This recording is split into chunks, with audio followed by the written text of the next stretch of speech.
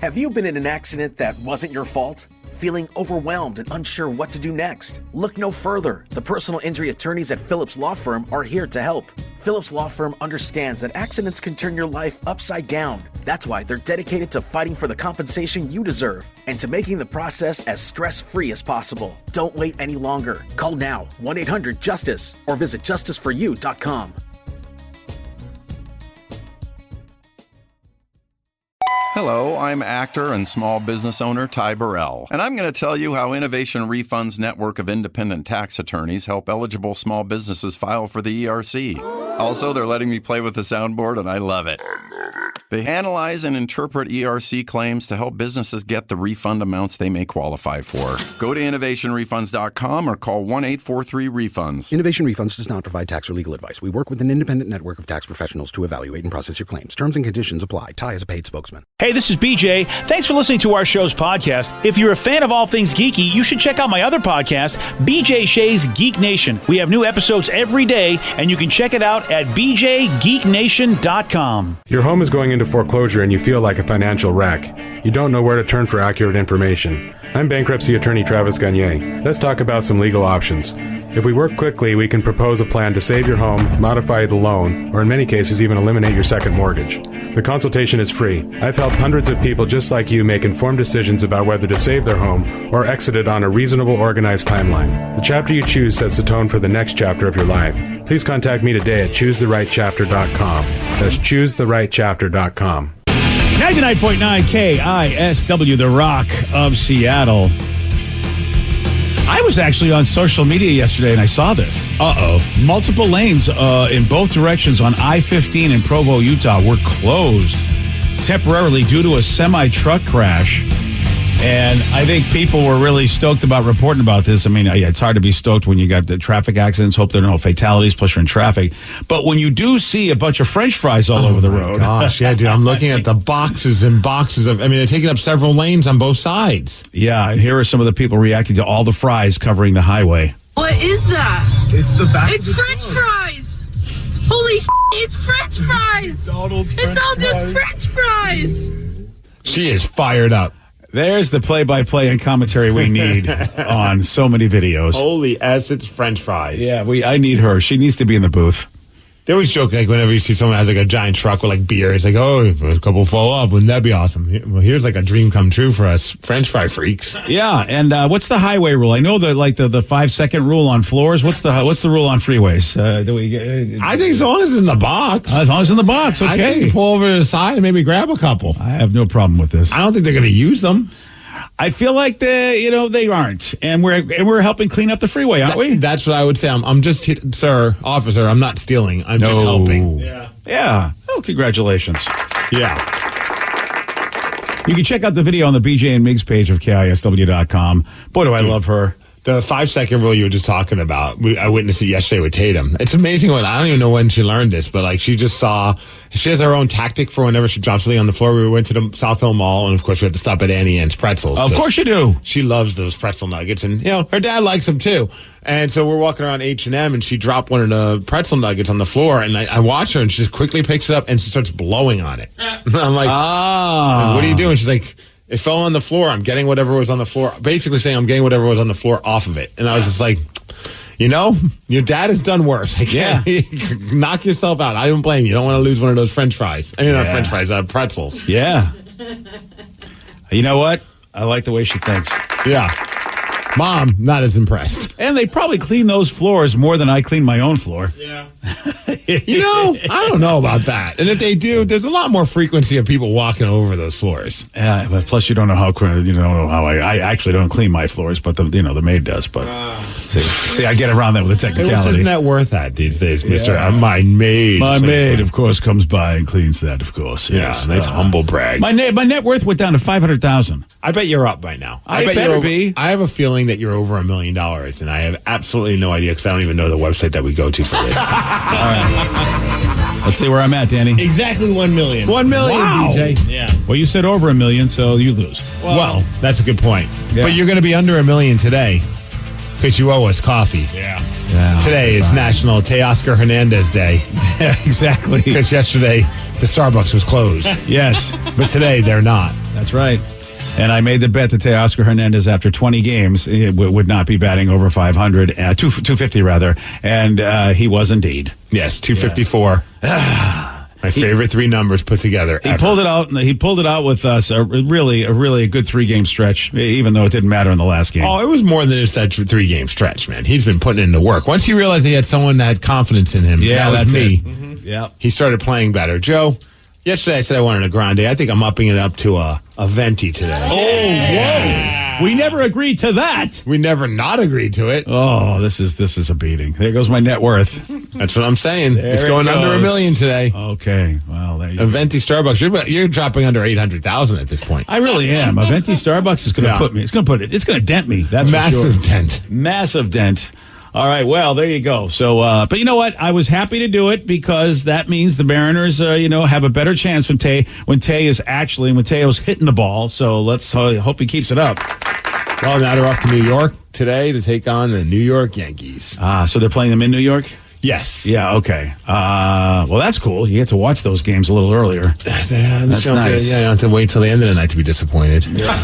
Well, the Yankees, I know. The Yankees are in a skid. So true. let's hope we can go in there and take advantage of them. So let's. They're 3-7 in their last 10 games. Look, the Red Sox, who are supposed to be worse than us, though, after what they've been doing, they aren't. But they just beat the Yankees. They swept them. So if the Red Sox can beat them, why can't we? I feel like we're a better team than Boston.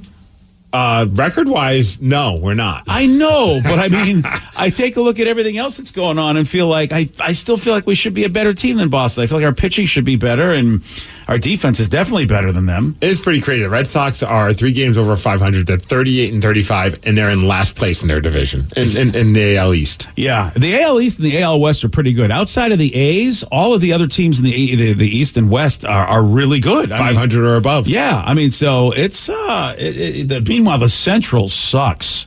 I just want to tell you the Central. Any team be in could first be place. Yeah, any team from the East and West could be in first place almost. The Twins are in first place with a losing record. Isn't that insane? 36-37. So the Mariners would be in first place in the Central, and so many other teams as well. Time to move. Let's go. I'll take it. All right. Well, a popular former Seahawks player, this is pretty cool, just went into incredible detail sharing insight behind losing Super Bowl 49. And Steve's got that audio. You're going to hear it during the Migs Report at 6:17 on The Rock. BJ and Migs, mornings on The Rock, 99.9 KISW. They called him the most powerful man in Hollywood, and he really was for decades. He extended his tentacles like an octopus throughout the entire entertainment industry. Mr. Lou Wasserman. This is Glitter and Might, an Odyssey Originals documentary podcast series written and narrated by me, Sean Levy. All episodes are available on the Odyssey app or wherever you get your podcasts. 99.9 KISW, The Rock of Seattle. If you're hearing an informative newscast right now, well, then you must not be listening to BJ and Migs. Live from the KISW News Center in downtown Seattle, this is the Migs Report. Well, thanks, you guys. Thanks to Palace Law for giving us the Migs Report. And today is a day to enjoy a vanilla milkshake. Happy Vanilla Milkshake Day. Oh, okay. And also, maybe you should invite some people out on a hike, BJ. It's National Hike with a Geek Day. What? I don't know. This is what comes up on the list of things that happens today. Okay, I guess you got to get us out of our basements, right? And if you're lucky, you'll see a bald eagle or an American eagle because it's American Eagle Day. Or maybe you just watch Peacemaker and really focus in on Eagly. Eagly. One of the greatest characters in television history. Eagly is pretty awesome. All right, what wasn't awesome, I don't know if you remember, the Seahawks went to the Super Bowl and lost it back at Super Bowl 49 with a very controversial ending on whether or not they should have run the ball or throw the ball. It's going to be one of life's greatest questions for Seahawks fans. And it's a touchy subject because some people still have a hard time even thinking about it, especially the players. And, dude, so we've talked about this before, that the implosion of the Seahawks after losing that Super Bowl would make for one of the greatest 30 for 30s that have come out on ESPN. You know, just the dynamic of the team, Russ versus certain players, everything about that era of the Seahawks was fascinating. And man, after hearing this interview with Luke Wilson, you really want to see this documentary come out because he shared some incredible insight about what happened after losing the Super Bowl that we haven't heard Luke talk about. In fact, he said in the past he doesn't ever really want to talk about it, but he was doing a podcast with his old teammate, KJ Wright. KJ's got that great new podcast called KJ All Day. It's him and G. Scott. It's a really good podcast, especially if you're a Seahawks fan.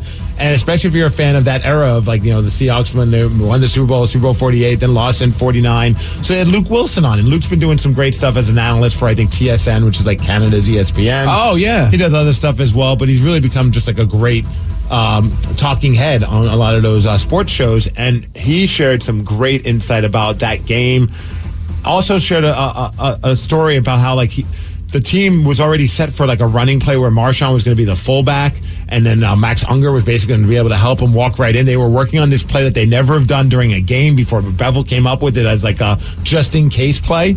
And when they were up at the 1 yard line or less than the 1 yard line, Luke was convinced that was what they were going to go with. He's like, Bevel's a genius. Like, this is the play. And when it would be turned into a throwing play, he was just as confused as everybody.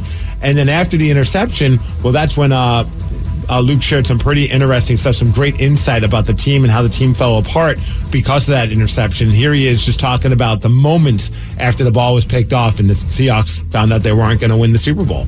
It was like this crazy feeling because those early years, it felt like we were just like this team of destiny. Like the Green Bay game in particular, it was like everything that had to go right went right, just meant to be. So I remember sitting there and be like, oh my God, we just threw an interception. Like they must, what time is it? How many timeouts we got? Like thinking like, there's no way we lost. Like we never lose. And then I'm like, holy shit, dude. We just lost a Super Bowl. The thoughts, the locker room after. I mean, KJ was there for that. Hot ass mess. I think that ruined our team. I like how KJ's like it was a hot ass mess, and then it looks like I think it ruined our team, and he even goes into a little bit more detail about why he thought it ruined the team. And here's Luke Wilson talking about that.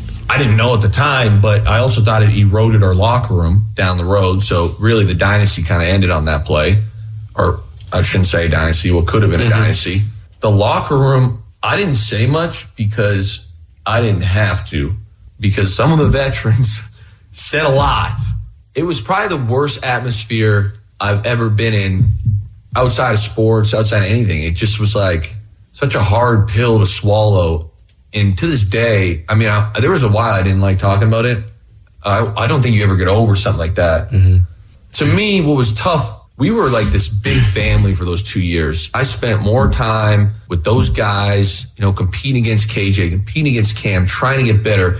It was such an elite atmosphere. And it was just like, it consumed my thoughts. It consumed everything I did. You leave the facility. I couldn't eat a goddamn dessert without being like, yo, like this might cause inflammation. It might be slower. Like everything, it just engulfed my whole life. And I wanted to. I don't want to sound like I loved it. But then it's like to get to that moment, to be the world's greatest team back-to-back years and have that feeling like you gave it away instead of getting beat was the worst part for me. Pretty crazy hearing all that. Yeah. I mean, it's like you can just picture that in a documentary. Him just talking. You can just grab this clip and just use it for the documentary. That's a fact. I don't know if a lot of us really realize. I mean, we felt that way as fans. Yeah. Boy, I didn't realize how tough it was and how they really did feel that way themselves. Well, dude, and then KJ then goes off because it's like once you get comfortable, it's a fascinating listen, and it's the new episode of KJ Wright's podcast, KJ All Day. It's on YouTube. It's on all the podcast platforms. It's a must listen. I haven't even finished it, but that's the first like 15 minutes. This is what they're talking about, and it's just a great listen. And KJ goes even to more details of just how it really tore the team apart when all the finger pointing started to happen, and how that's a big part of why a lot of those guys ended up leaving the team. Here he is talking about it. The way I describe it is like it's like a dark cloud hovering over us, and the love that we had with one another. We looked at each other like it was like every man's for themselves. I don't trust you. I don't like you. You dang right. There was fingers pointed. There was fingers pointed here. There was fingers pointed there, and like the bond that we had was literally it was broken. And it never got repaired. It never got repaired. What started happening was after that, it didn't get repaired. You got to go because you mad. You got to go because you mad. Oh, you still bitter. You got to go. And it just slowly started drifting away. Crazy to hear all that. Yeah. And they still haven't told us if the new revelation about the fact that Bevel had a play Bevel took a lot of heat. Yeah. And this play, which would have been a surprise to Belichick, because obviously Belichick prepared for the other play. That was what was so amazing. That's what Luke was in his head. He's just like, I can't believe what are we doing right now? I mean, he goes into detail about all that. It's a long part of the interview in the beginning where he's just like, we have a play that would work just great at this moment. Like it's almost a no-brainer. But with Max Unger, how unstoppable he was as a center, and then Marshawn Lynch, obviously one of the best running backs, especially at that time. Wow. Like it's just, and the crazy part is while you're listening to this, he's sharing this play that they had ready. KJ Wright had no idea that they even had that, and you can hear KJ starting to fume. He's like, I'm getting pissed. I'm getting mad again. I'm shaking. Like it's like he's now thinking like what we're thinking. Like crap, there was another way to.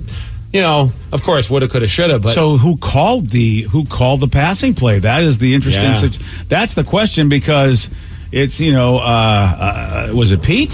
Who knows? I mean, unless I haven't heard him say anything about that during at least the part that I listened to. And he even said like there was a trick play that they used during the Green Bay game that they never used before, and that worked great. So he's like, Bevel's a genius. Now, I know a lot of fans give him a hard time, but Bevel's got like these brilliant ideas. Like he prepares us for certain moments that might not ever happen, but if they do, we're ready to rock. Was it Russ? Ooh. Did Russ make it? Did he just That's call where it the audible? finger pointing is going, probably. Yeah, I mean, that is because if it's not Pete, and I would imagine that Pete would let Bevel it sounded like it was a call that was given to them because he made it sound like he's like, why are we doing a running play as like, it's being called in the huddle. Yeah. That's crazy. Yeah, that's nuts.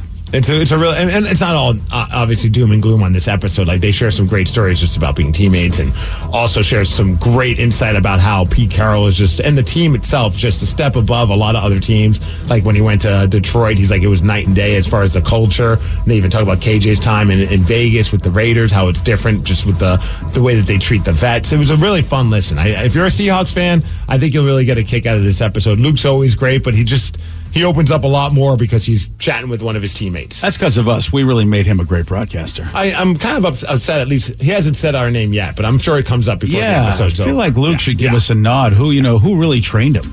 Again, it's called KJ All Day, and it's episode 8 of his new podcast, and it's the episode with Luke Wilson. It's about an hour and a half, but if you're a Seahawks fan, it's definitely a must-listen to. That's awesome. And I'm so happy for Luke, too. Such a good dude. He's killing it. Yeah. Sounds a lot more mature now, too. Like he was such a kid when we had him on the show. You're right. Not in a negative way, but he's not going on his little crazy Luke Wilson tangents about the moon and things like that. Oh, yeah. He's all dialed in. Unless it's just us. Yeah, we bring out the weirdness in him. If we have him on, we should try to see if he wants to come on and talk about the new season if he cares. But I mean, I'm sure he would. Just to hear if he's still out of his mind with us. Right. They'll be like, guys, I don't want to be on your show. You guys have not matured. I have. That's a good point. It's like, I grew up. You guys still stay the same age. I don't want to deal with you idiots. Yeah, you Radio McConaughey's. I want nothing to do with you. Hey, tonight, we want everything to do with the Seattle Mariners. Come on, Mariners. It's time. I don't know what it's time for, but it's time. And let's go against the New York Yankees. That game is happening in New York. Weather, we're going to have a high of 64 degrees. It's going to be cloudy. Thanks to Snoqualmie Casino for giving us the Migs report. And that's what's up. Yeah, I think Judge, I don't know if Judge is going to still be out or not because he's been out for a while, and that helps. That helps. When Aaron Judge like it. They're sucking these days. Yeah, so it does help if Aaron Judge is not in the lineup, which I'm hoping continues. That would be fantastic. Yeah. It would be sucky if he would come back against us and all of a sudden have an amazing series. Great timing for that. I know, really. Well, there you go. So congratulations to the Mariners. I'm going to say it right now. Is that premature? It's super premature. The game hasn't even started yet. Right, it's the definition of premature, BJ. Never mind. You can't be congratulating them. I want to really just have that positive focus. You know what they say? You visualize just the success that you want. That's what it is. All right, I suck. All right, how about this? Congratulations to Steve if you think I'm a bad luck charm. How about that? Because that means you won't win Beat Migs. How's that? All right, that's great. Yesterday, Steve got this one right. Beginning with R, what do Catholics call the string of beads they use when praying? Rosary. Yes. Yeah, you know that one. Yep. Sorry, Grandma. Yeah. You want a shot at beating Steve? 206-803-ROCK. We're going to play Beat Migs. We'll do that at 6:47 on The Rock. Today's podcast was brought to you by Travis Gagne, bankruptcy attorney. Here's another question from a listener. If I can't afford to pay my bills, how am I going to afford attorneys and bankruptcy fees? You know, one of the things people ask me all the time as a bankruptcy lawyer is that how am I going to pay all these fees and costs because I'm here because I can't afford to pay my bills? And of course, we understand that. I mean, being in the bankruptcy field. But you know, one of the things to remember is that if you decide, once you make the decision to file bankruptcy, you can stop paying on all of the creditors that are going to be included in the bankruptcy, and those are the funds that you can use that you have been paying your creditors to pay your attorney fees and court costs to get your case filed. And once your case is filed, you're not going to have most of those payments anymore. Thanks, Travis. If you have more questions about bankruptcy, you can reach out to Travis anytime at ChooseTheRightChapter.com. That's ChooseTheRightChapter.com. Thanks for listening. Are you dealing with a personal injury? Don't go it alone. Turn to the experienced team at Phillips Law Firm. Their attorneys have helped thousands of clients get the compensation they deserve. Call Phillips Law Firm now. Call 1-800-JUSTICE or visit justiceforyou.com. Hello, I'm actor and small business owner Ty Burrell, and I'm going to tell you how Innovation Refund's network of independent tax attorneys help eligible small businesses file for the ERC. Also, they're letting me play with the soundboard, and I love it. They analyze and interpret ERC claims to help businesses get the refund amounts they may qualify for. Go to innovationrefunds.com or call 1-843-REFUNDS. Innovation Refunds does not provide tax or legal advice. We work with an independent network of tax professionals to evaluate and process your claims. Terms and conditions apply. Ty is a paid spokesman. Hey, this is BJ. Thanks for listening to our show's podcast. If you're a fan of all things geeky, you should check out my other podcast, BJ Shea's Geek Nation. We have new episodes every day, and you can check it out at bjgeeknation.com. Your wages are being garnished. We can stop that now. It's hard enough to pay your bills when things are good, let alone when a big chunk of your take-home pay is gone before you even get your check. I'm bankruptcy attorney Travis Gagne, and I can stop the garnishment and get the creditors off your back immediately, often the same day as our consultation. Both Chapter 7 and 13 provide bankruptcy relief, but choosing the right chapter is crucial. In a free consultation, we can create a plan to get your finances back under your control. The chapter you choose sets the tone for the next chapter of your life. Please contact me today at ChooseTheRightChapter.com. That's ChooseTheRightChapter.com. 99.9 KISW, The Rock of Seattle, presenting Ghost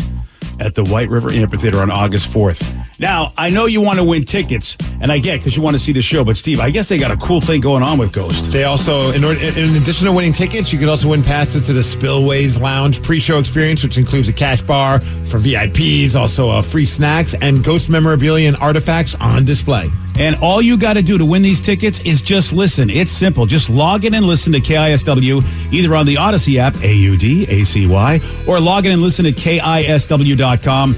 That's it, because, Steve, the more you listen, the more you get tickets. That's right. Each hour that you listen, another opportunity to win tickets. That's all you got to do is just listen. That's right. Your opportunity to win these tickets for every hour you listen. You want all the info? Go to KISW.com. Let's play B Migs. It's time to play the game. So everybody scream his name. B Migs. Don't be a loser. Whoa. B Migs. You're a loser.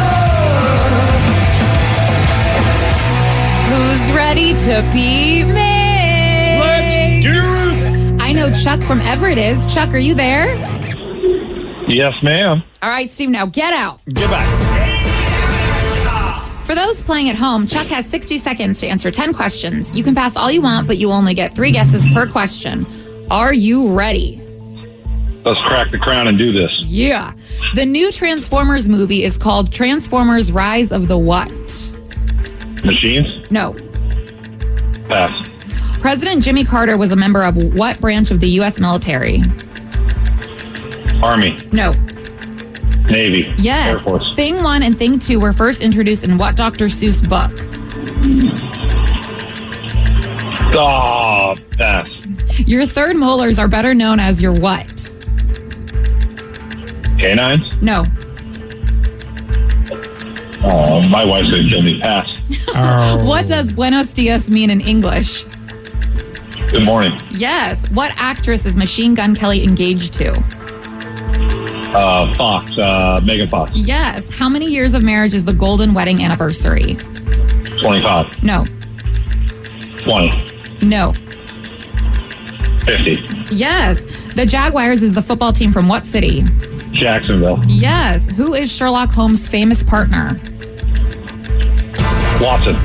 Yes. And with that, you get 6 correct. All right. I might have to. I know. I have to talk to Vicky about this after about the whole Buenos Dias thing.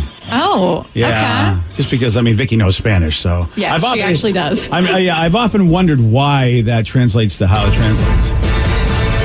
Well, so that's Vicky, why I want to talk to Vicky about that. hopefully we'll be able to tell you because I surely cannot. Yeah.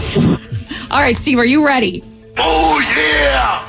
The new Transformers movie is called Transformers Rise of the what? The Empire? No. Rise of the Decepticons? No. Rise of the Machines? No. Wow, we just talked about it yesterday. Yeah, I know. I'm sorry. I let down that 12-year-old.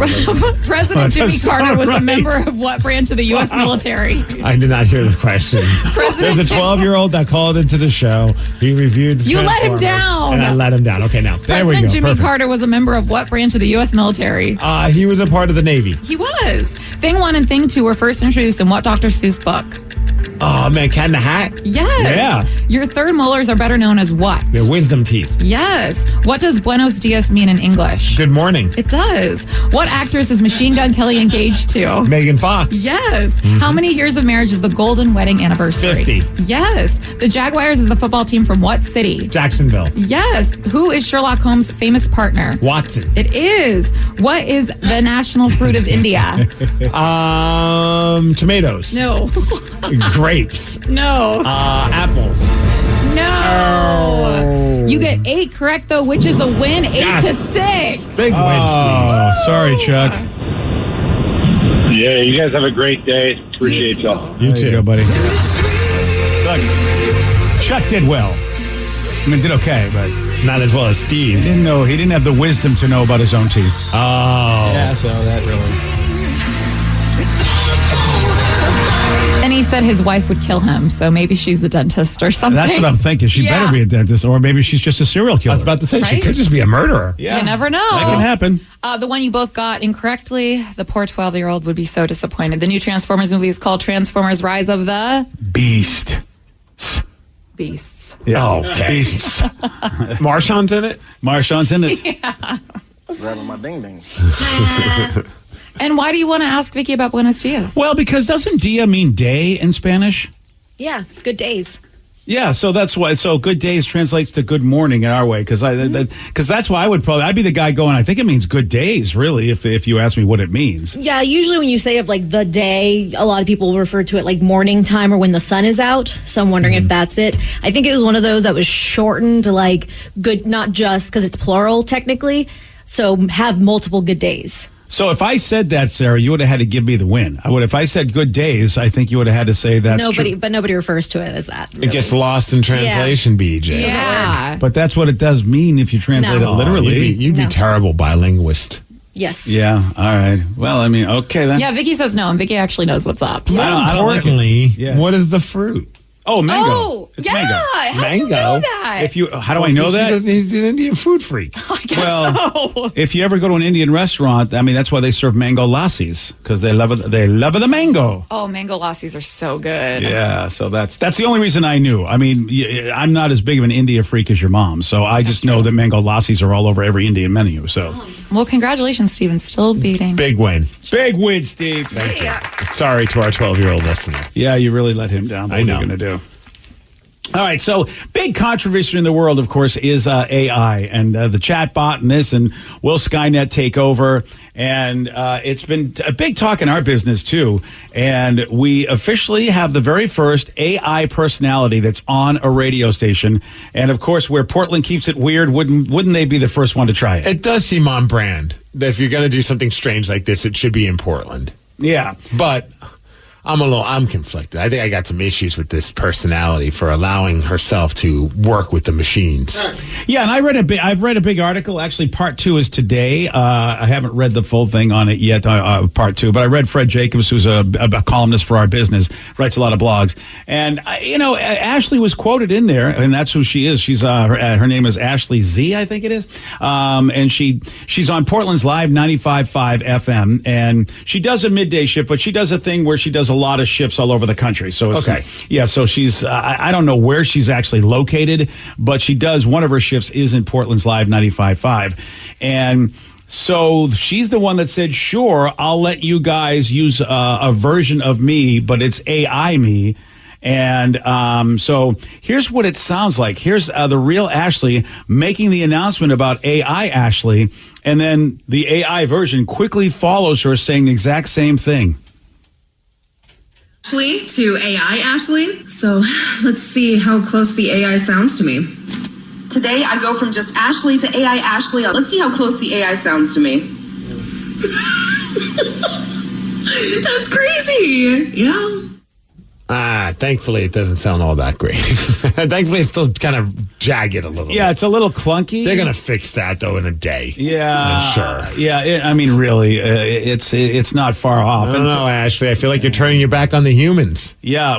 So what they're doing, of course, we didn't know exactly what it meant. When we first heard about this news, we thought the whole shift was just going to be all artificial intelligence.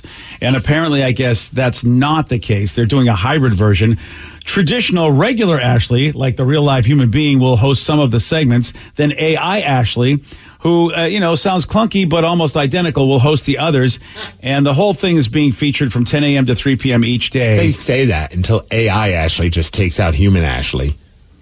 Oh, you think Skynet version's coming to get her? Something's happening. Yeah. I don't know, man. I just feel weird about this.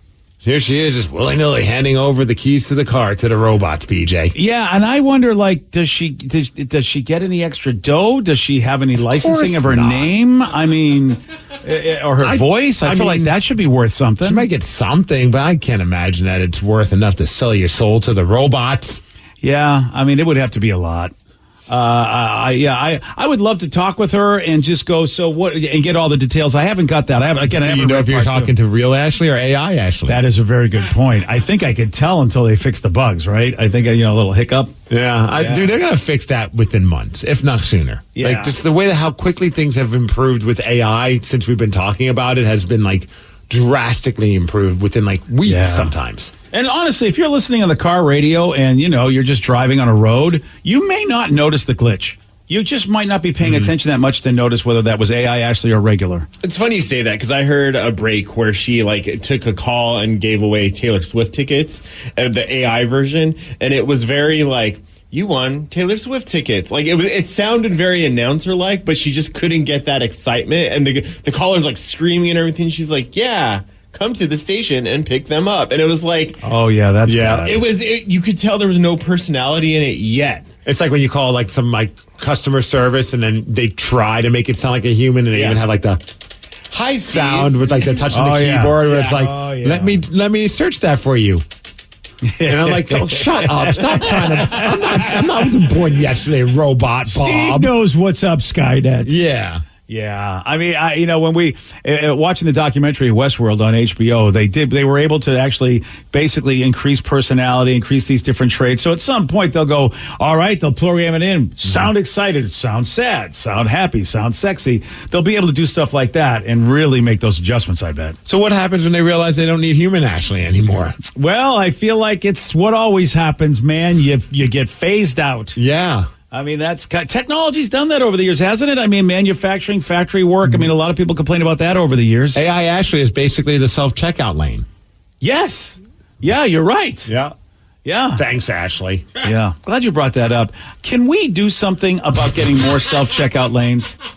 Also, why are they not always open? Yeah. Oh, they're not always open? No. I didn't know that. Sometimes I go at night to a Fred Meyer or even the Sprouts, that place. And I'll swing by there at night, and the self-checkout lanes are closed because I guess technically you have somebody there to check at all times. But it's come on. Well, there is a body at the self-checkout lane, so in case somebody runs into a problem, and maybe they don't staff it, or do they think we're thieves later at night? I think it might. I think the answer is yes, all of the above. Yeah, buddy. It's annoying, though, when you're just you're stuck in a long line at 10 p.m., and you're there are 16 self-checkout lanes. None of them are open right now. What frustrates me is that they have like 8 or 10 regular checkout lanes, one person operating it, and then there's lines to that and also lines to the self-checkout. And I'm like, okay, I wouldn't have to wait in a line at the self-checkout if you would just phase out those stupid registers you're not using and put more self-checkouts. So we drank the Kool-Aid. We stopped complaining about why should I have to check out my own groceries. We've gotten past that. Oh, dude, as long as they give me the gun to, like, shoot the barcodes. Oh, that's nice to have that gun. I'm having a blast checking stuff out. Because then you don't have to take the big stuff out of the cart. Not everybody's got the gun. Yes. That really pisses me off. It's like, come on. Well, you got to lift up the big, like, I buy lots of 12 packs of sodas. And it's like, why do I got to pick this up? Are you complaining about lifting a 12-pack of soda? Well, because you got to put it on the thing. You got to put it because it won't register on the bag thing. Man, I'm sorry. Well, no, not that I have to lift it, but you have to stack them if you buy a few. Yeah. And those things aren't that big. You can't. It's not like a Costco self-checkout lane where they basically give you a slip and slide to put all your stuff on. The regular places, they got a little square. And I have maybe a couple of times dropped all my soda everywhere. A couple of times. Maybe. I feel like every time. And it's bull.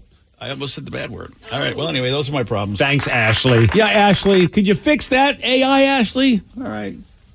Hey, we've got a brand new segment on the show. Maybe you guys can help me out on this segment with my problems. Because if you've got a problem, we're glad to help you. It could be a relationship problem at work, or anywhere else where you need advice. It does not matter how odd you think it is. We are here for you. Call us or text us now, 206-803-ROCK. It's Help Wanted. And we're going to do it at 717 on The Rock. BJ and Migs, mornings on The Rock, 99.9 KISW.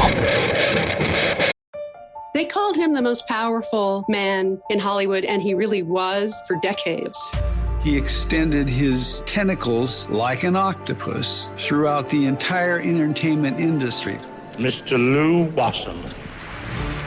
This is Glitter and Might, an Odyssey Originals documentary podcast series written and narrated by me, Sean Levy. All episodes are available on the Odyssey app or wherever you get your podcasts. Is your relationship going sideways? Have a family issue? Problems with your coworker? Do you need advice? We're here to help. No problem is too dumb. No dilemma is too silly. This is Help Wanted with BJ and Migs. 99.9 KISW, The Rock of Seattle. Help Wanted is a segment where we help you because for, years we've been getting lots of texts, lots of phone calls from Rockaholics, messages. They say, look, man, we just need your help. We need advice. And they know that our world experience and basically me being in therapy every other day, it can help them and very inexpensively. So if you have a relationship problem at work, anything else, doesn't matter how dumb you think it is, we are here for you. It is Help Wanted. Text us, call us, 206-803-ROCK.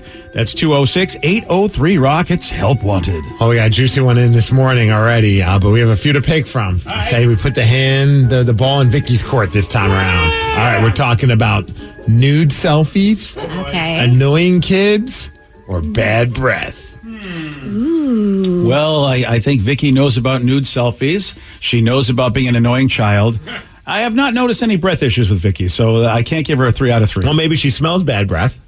Yeah. Oh, that could be a thing. Ooh, and I have a few times, but I'm going to go with annoying kids. Annoying kids! Mostly because other people's kids recently just annoyed the crap out of me. Okay. So I'm curious to what this says. All right, well, I love it. The headline alone is great. The first sentence of this text. My wife's kids annoy me. Oh! Whoa, so this is a blended sitch. Yeah, we've been married for about 4 years, and when we got together, her kids from her previous marriage were young, 5 and 9. Now that they're 14 and 10, let me tell you, they have the worst attitudes. Bratty, entitled teen, and also preteen.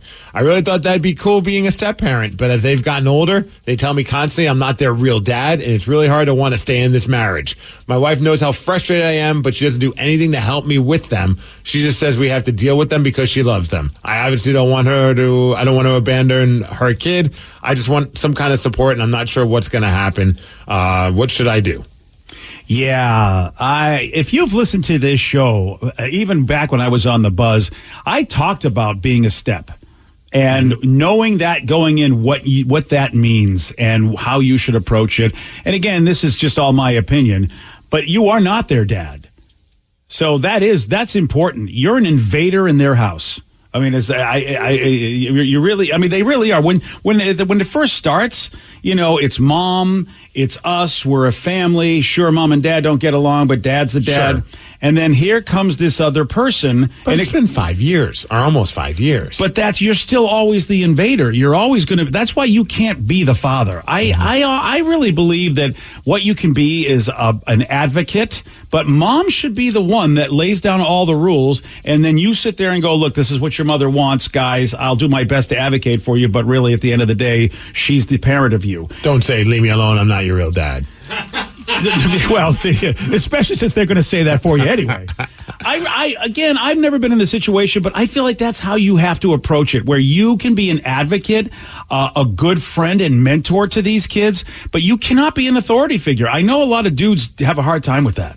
And currently, my roommate has her son over there. She's going through a divorce, and I'm seeing the effects it's having on the kid. And so whether the other dad, the real dad, is in the life or not, these kids went through something traumatic, and they need to be in therapy just to make sure everything's okay, because there might be an underlying issue to why they are acting so bratty. Also, I mean, I'm not. I don't have a 14-year-old, but I've heard stories. Yes. Typically, that's a phase in their life where they're complete and utter a-holes. Yeah. So maybe you just have to ride that storm out, and then the 10-year-old is probably just following what the 14-year-old's doing, and once the 14-year-old is a little bit cooler to you, probably the 10-year-old will be cooler to you as well. I think it's kind of like a trickle-down effect. Like, you know, the 10-year-old probably looks up to the 14-year-old, so...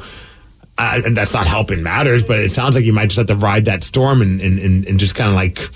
You know, let those roll off the back a little bit. I mean, obviously you got to put your foot down in certain situations, but I mean, the whole "you're not my real dad" thing. I feel like 14-year-olds are going to say awful things to even their quote unquote real parents as well. And sometimes the the parent really goes to the step and wants them to be the authority figure too, and I think that's a bad move. Sometimes the poor step gets pressure in a lot of ways. It's like the kids don't want them to be the authority figure, but their spouse wants them to be the authority figure. And I don't think the step should be. I think the step should be the one that just goes whatever your mother or father wants. And it's also their home. I mean, it's certain things that they probably want done a certain way. Then you go to the mother and go, I don't want this. You need to tell the kids it ain't going to happen in here. I really don't think because the kids are not going to respect you because I'm not their dad. There still needs to be some sort of level of authority and make sure the mom's okay with that. Like, even with my cousins, when I have babysat their kids for long periods of time, I've made sure I knew what the boundaries were. I'm like, I'm not going to yell at your kids, but can I, like, if they're doing something that could potentially harm them, like, if I raise my voice a little bit, are you going to freak out?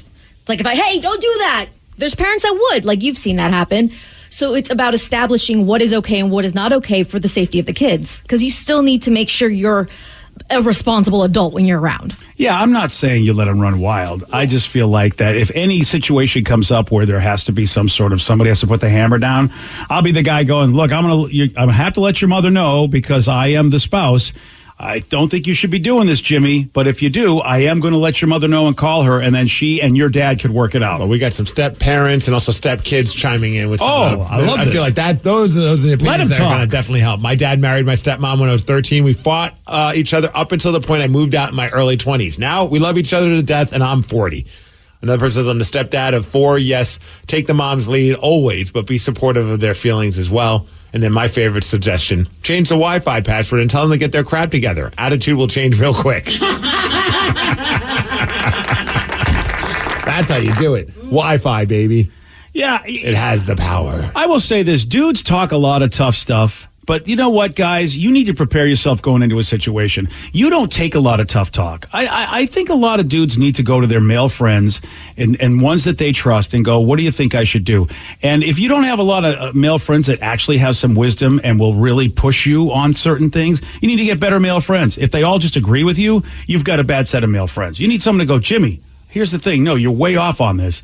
And a good circle of male friends that have a wide variety of opinions will help you with everything, including how to get into a step relationship. It's a nightmare because those kids, as Vicky said, they're traumatized by the divorce. Whether or not there's even worse stuff going on there, divorce is traumatizing, and you are going to take the brunt of it because they really are mad at their mom, they're mad at their dad, but they really can't be because they're the ones that made this choice. So what happens? The step comes in, and sometimes the step just takes a beating because of the problems with mom and dad. Especially teenagers. Teenagers suck. Just they do, and you're going to find out. You're going to find out, buddy. Mine won't. Yours will definitely be a teenager. Hopefully that's the phase. They say it goes in like you ride the waves. Like sometimes it's like they're all about mom. Sometimes they're all about dad. I'm hoping that I get that teenage all about dad phase because that way I don't have to deal with it. I'll be like, I don't know what to tell you, man. Oh, yeah? Me and Tatum get along just great, babe. Yeah. And then she hates you for that. Well, That's what I'm saying. There's no winning. It's like you can't win. If the kid loves you more, you're going to take a beating from mom. And if, of course, she loves mom more, then you're going to take a beating from the kid. The first few years where Tatum wanted nothing to do with me. Yeah, that's not going to work. I still had to grin and bear it. Yeah. It's time for you to grin and bear it, babe. Oh, that's going to work. We're off to get some ice cream, and you're not invited. As your good friend, I recommend that strategy. I'm sure it will work well. It is help wanted, and it's not an easy thing. Therapy's always a great answer. Obviously, when especially if you're thinking of leaving the marriage, you might have to sit down and have some chats. And I feel I hope that in 5, maybe 10 years, that 14-year-old's gonna look back, man, that was a real douchey thing to say. You're not my real dad. It's such a D thing to say to somebody. But they get to. I understand that they get to. You get to say anything. I get that you can say whatever you want, but it still doesn't mean that it's not a douchey thing to say. It's a douchey thing. It's a hard thing to hear. It's a hard thing to hear, and it's a douchey thing to say. But when you're a 14-year-old, you say a lot of stupid things. That's why I said in 10 years, you're going to look back and you're probably going to be like, I probably shouldn't have said that. Oh, yeah, that's a good point. I don't know. Yeah. Yeah, that's a good point. I just think you also need to have a thicker skin as a step-parent to know that you're going to hear a lot of douchey things. Well, yeah, I think that every day is a whole new experience. There are days where Tatum says something to me, and granted, she's only 3, but she says something to me, and I'm like, that's hilarious. And then the next day, she says pretty much the same thing. I'm like, I'm devastated by what you just said. It just depends on your mood and your mindset on the day. Oh, no, that kid has it out for you. That's different. The latest argument, it's not even a bad one, but she's mad at me because I refer to my fart as a toot. And apparently men or boys cannot toot. They only fart. And they almost got to the point where there were waterworks. I'm just like, you got to be kidding me. Yeah, she's been listening to mom apparently because that's a very female thing, a very chick thing to say. It's like, we toot, you fart. I'm like, you gonna cry about this? You're really gonna cry about this? She's mad at me about it. Well, she's been trained. Yeah. She's been told. Well, mom does cry when I fart, so I understand that. Yeah, I don't blame the whole family for crying when you fart, that's for sure. People cry, their eyebrows get singed. It's a pretty bad situation. Yes, yeah. I do. I know it is amazing with the little toddler arguments.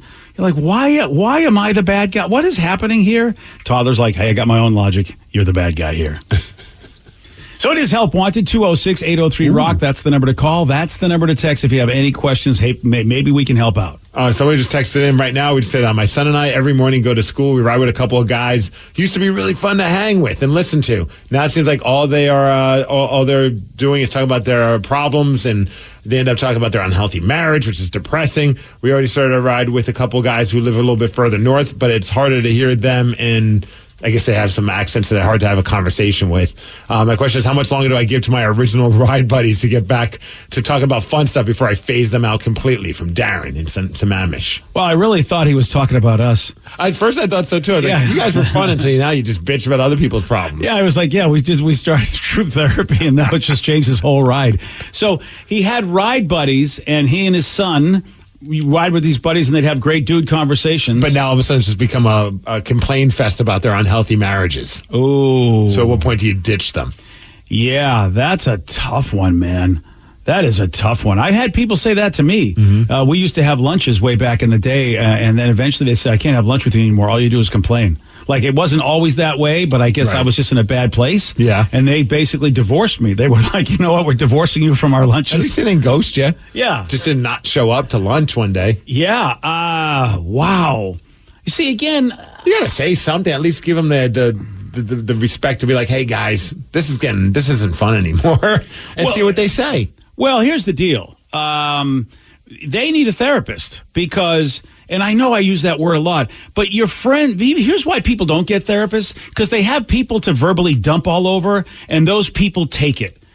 like you've been taking it on this car ride with you, like, Jesus, okay, here we go again. And really, this is something you'd say at a therapy session. Instead, they're saying it to you, and that's just not fair to you guys. I think that they need to know. It's like, you don't get to dump all your crap all over me, once in a while, but you don't get to do that every day. And unfortunately, probably for them, it probably helps them with their day to complain to you guys. But if it's crushing you guys, you got to say something about it. And you know what? At least give them the benefit to change the way that they are in the car ride, because if you just ditch them as a bud, then they'll be like, what the hell? I thought we were all friends. But if at least you tell them why and give them an opportunity to kind of like change the way that they approach the car ride, I think that's at least fair. And I think you set a great example for your son as he gets to see how dudes can handle tough situations. As you go, hey man, look, you're my buddies. I get it. You sound like you got some stuff going on, but I'm not a therapist, and every day it's like this. Can we talk about other things, or can you go talk to a professional? Because, like Steve said, it may feel good for them, but since they're not getting any pushback from a professional, they're actually getting nowhere. It may feel good to vent, but they're not actually fixing anything if they just vent, but have the same problems. Or when the car's going at a moderately decent pace, not very fast, but while they're complaining, just jump out the car. They'll set us. Plus you'll teach your kid how to. I can't handle you anymore, and you just jump out the car.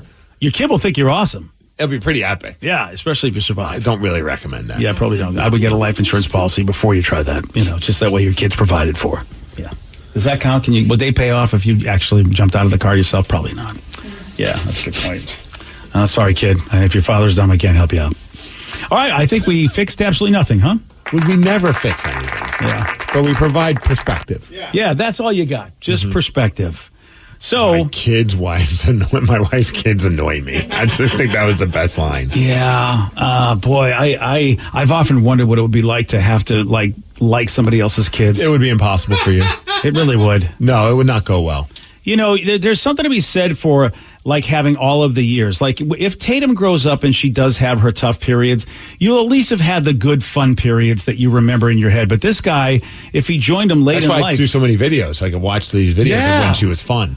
There's something to be said. Dad, what are you doing right now? I'm like, you stupid 15-year-old. I'm watching you when you were fun. Yeah, this was a nicer time in my life as opposed to the hell I'm in. That's going to be good, dude. I think that'll be a great answer. She comes home every day, and I'm just watching it on TV. Her when she was like 5 and adorable. Yeah, that won't. You see this? This is back when I liked you. That won't give her a complex. Do more of this. Yeah. Spin around in a circle until you get so dizzy you fall. Yeah. Because being dizzy is fun. You used to say that. Those were the good old days when a little snowman made you happy. Now look at you. That was yesterday. She's like, come on, Dad, spin in circles until you're dizzy. I'm like, no. Oh. She's like, why not? I'm like, why? And she's like, because being dizzy is fun. I'm like, okay. Well, I think when you're 3, it is. Yeah, then what happens when you're in your 20s? It's mushrooms. All right, give the kid a break. She's not wrong. There is a great chat online about pre-90s skills that are now obsolete. What are they? Oh, I'm going to tell you. It's 7:47 on The Rock. Today's podcast was brought to you by Travis Gagne, bankruptcy attorney. He's here right now and has agreed to answer more of your questions about bankruptcy. How much does bankruptcy cost? Usually with my office, we do a flat fee that includes all your court costs, filing fees, credit counseling, credit reports, in one cost. In Chapter 13 cases, that usually starts at about $900. With Chapter 7 cases, the total cost, including all your court costs, attorney fees, is usually about $1,500. We offer payment plans on Chapter 7, so you can start a file with my office for as little as $200. You can send your creditor calls to us. We'll take your creditor calls while you gather up your information and make payments on the rest of the fees. With Chapter 13 cases, we can make payment arrangements in most cases as well and get your case filed even sooner in a Chapter 13 case because of the reorganization aspect to it. Thanks, Travis. If you have more questions about bankruptcy, you can reach out to Travis anytime at choosetherightchapter.com. That's choosetherightchapter.com. Thanks for listening. Have you been in an accident that wasn't your fault? Feeling overwhelmed and unsure what to do next? Look no further. The personal injury attorneys at Phillips Law Firm are here to help. Phillips Law Firm understands that accidents can turn your life upside down. That's why they're dedicated to fighting for the compensation you deserve and to making the process as stress-free as possible. Don't wait any longer. Call now, 1-800-JUSTICE, or visit justiceforyou.com. Hello, Hello, I'm actor and small business owner Ty Burrell, and I'm going to tell you how Innovation Refund's network of independent tax attorneys help eligible small businesses file for the ERC. Also, they're letting me play with the soundboard, and I love it.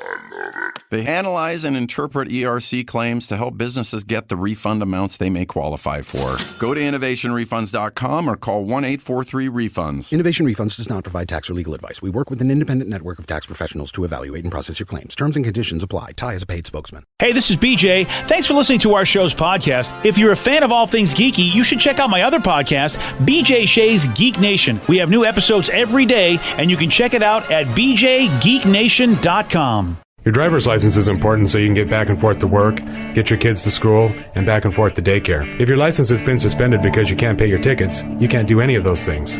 Let's talk about Chapter 13 bankruptcy. You may have heard the tickets cannot be discharged, but they can be dealt with in a Chapter 13 case. Why not come in for a free consultation? The chapter you choose will make all the difference to your getting back legally on the road. Let's design a plan to pay off your tickets and restore your license immediately. I'm attorney Travis Gagne. Please contact me today at ChooseTheRightChapter.com. That's ChooseTheRightChapter.com. 99.9 KISW, The Rock of Seattle. I'm officially going to be old after reading this because Officially. I've taken a little bit of look at this list and didn't even realize some of these things were true. But then again, it's been so long as we're talking about the pre-90s everyday skills that they have that are now basically obsolete. BuzzFeed did a list of all the stuff that you used to have to know pre-90s. See, okay, we can look at it two different ways. You can look at it, oh boy, we're going to read this thing and we're going to all feel so old. Or we can look at it as, oh, this is fun to look at the nostalgia of what life was once like. All right, Mr. Half Full. I'm feeling half full today, baby. Yeah, I'm feeling like, wow, I didn't even know that this stuff didn't even exist anymore. Like, that's what's killing me. Yeah, well, you know what? You don't need to be sad, man. Just be happy we got to do these things once. Oh, is that how you're going to do it? Okay. Don't be sad it's over. Be sad it ever happened. Or be happy it happened. Including I don't know. This one I love, even though I didn't know wasn't a thing. What's that? Wrapping textbook covers with a brown paper bag because they don't give textbooks out anymore. I didn't know that. Dude, honestly, I just assumed that they still did textbooks. Yeah, I guess they're mostly online right now. And so therefore, if you have a Chromebook, obviously you don't need to wrap that in a paper bag. I remember a lot of times I ended up doing the grab like the paper bag and do the textbook cover with that. And sometimes I got made fun of because people were like, oh, well, you can't afford like an actual textbook cover because they made textbook covers and like some of them were fancy with like glitter or Oh, yeah, I know. They looked amazing. You knew who the rich kids were. Yeah, but you know what? I always liked, even though like my parents, like, I don't think it was like a struggle for them to buy me a textbook cover, but I always wanted the brown paper bag one so I could then draw my favorite heavy metal band logos. Yeah. So like, within a couple of days, like that was like basically a doodle surface. That doesn't sound right, but you know what I mean? Like, that's a place for you to just draw whatever you want on there. And I always thought that was a lot of fun. Yeah, I can't disagree with that. But I did covet some of the, like, when they had the brand name stuff, whatever I was into. Oh, yeah. Some people were like, oh, man, look at that. You've got Garfield. Yeah, you've got Donatello on yours. Damn, I want Donnie on mine. But, yeah, so now... Wow, it's so weird to think that the kids don't have textbooks. They're just everything's online. So real, I mean, that seems strange to me. Like, I would just assume that they still want people to have like an actual physical textbook. Plus, it's an easy way for them to get more money out of kids. I wonder if you still have to pay and to say. Well, we never. Did you have to pay for textbooks? Oh, I guess, yeah, and growing up you didn't. It was in college when all of a sudden things got expensive. College is when things got really expensive. Yeah. I feel like that's the reason that they had book covers was so in theory it's so you don't damage them enough so the next kids could use them the next year. Yeah. Because you'd have to pay. And I remember my parents like, we're not going to pay for that textbook. Cover it up. Remember you get the textbook and like it was like the loaners. Each year they pass them down and sometimes you get like one that like someone went way too aggressive on like highlighting. You're like, this entire book is yellow. Yeah. Like, what the hell is going on here? Or you get excited if you got the one that like people left notes for future generations. Right. It just says math sucks. Yeah. Give up now.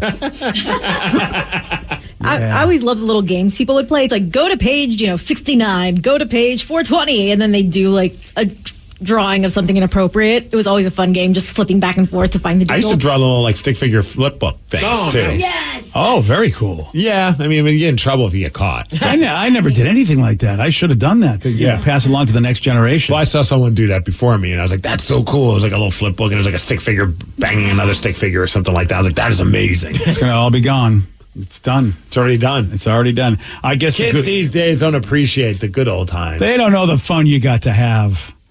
How about unknotting curly telephone wires as a skill from the pre-90s you don't need anymore?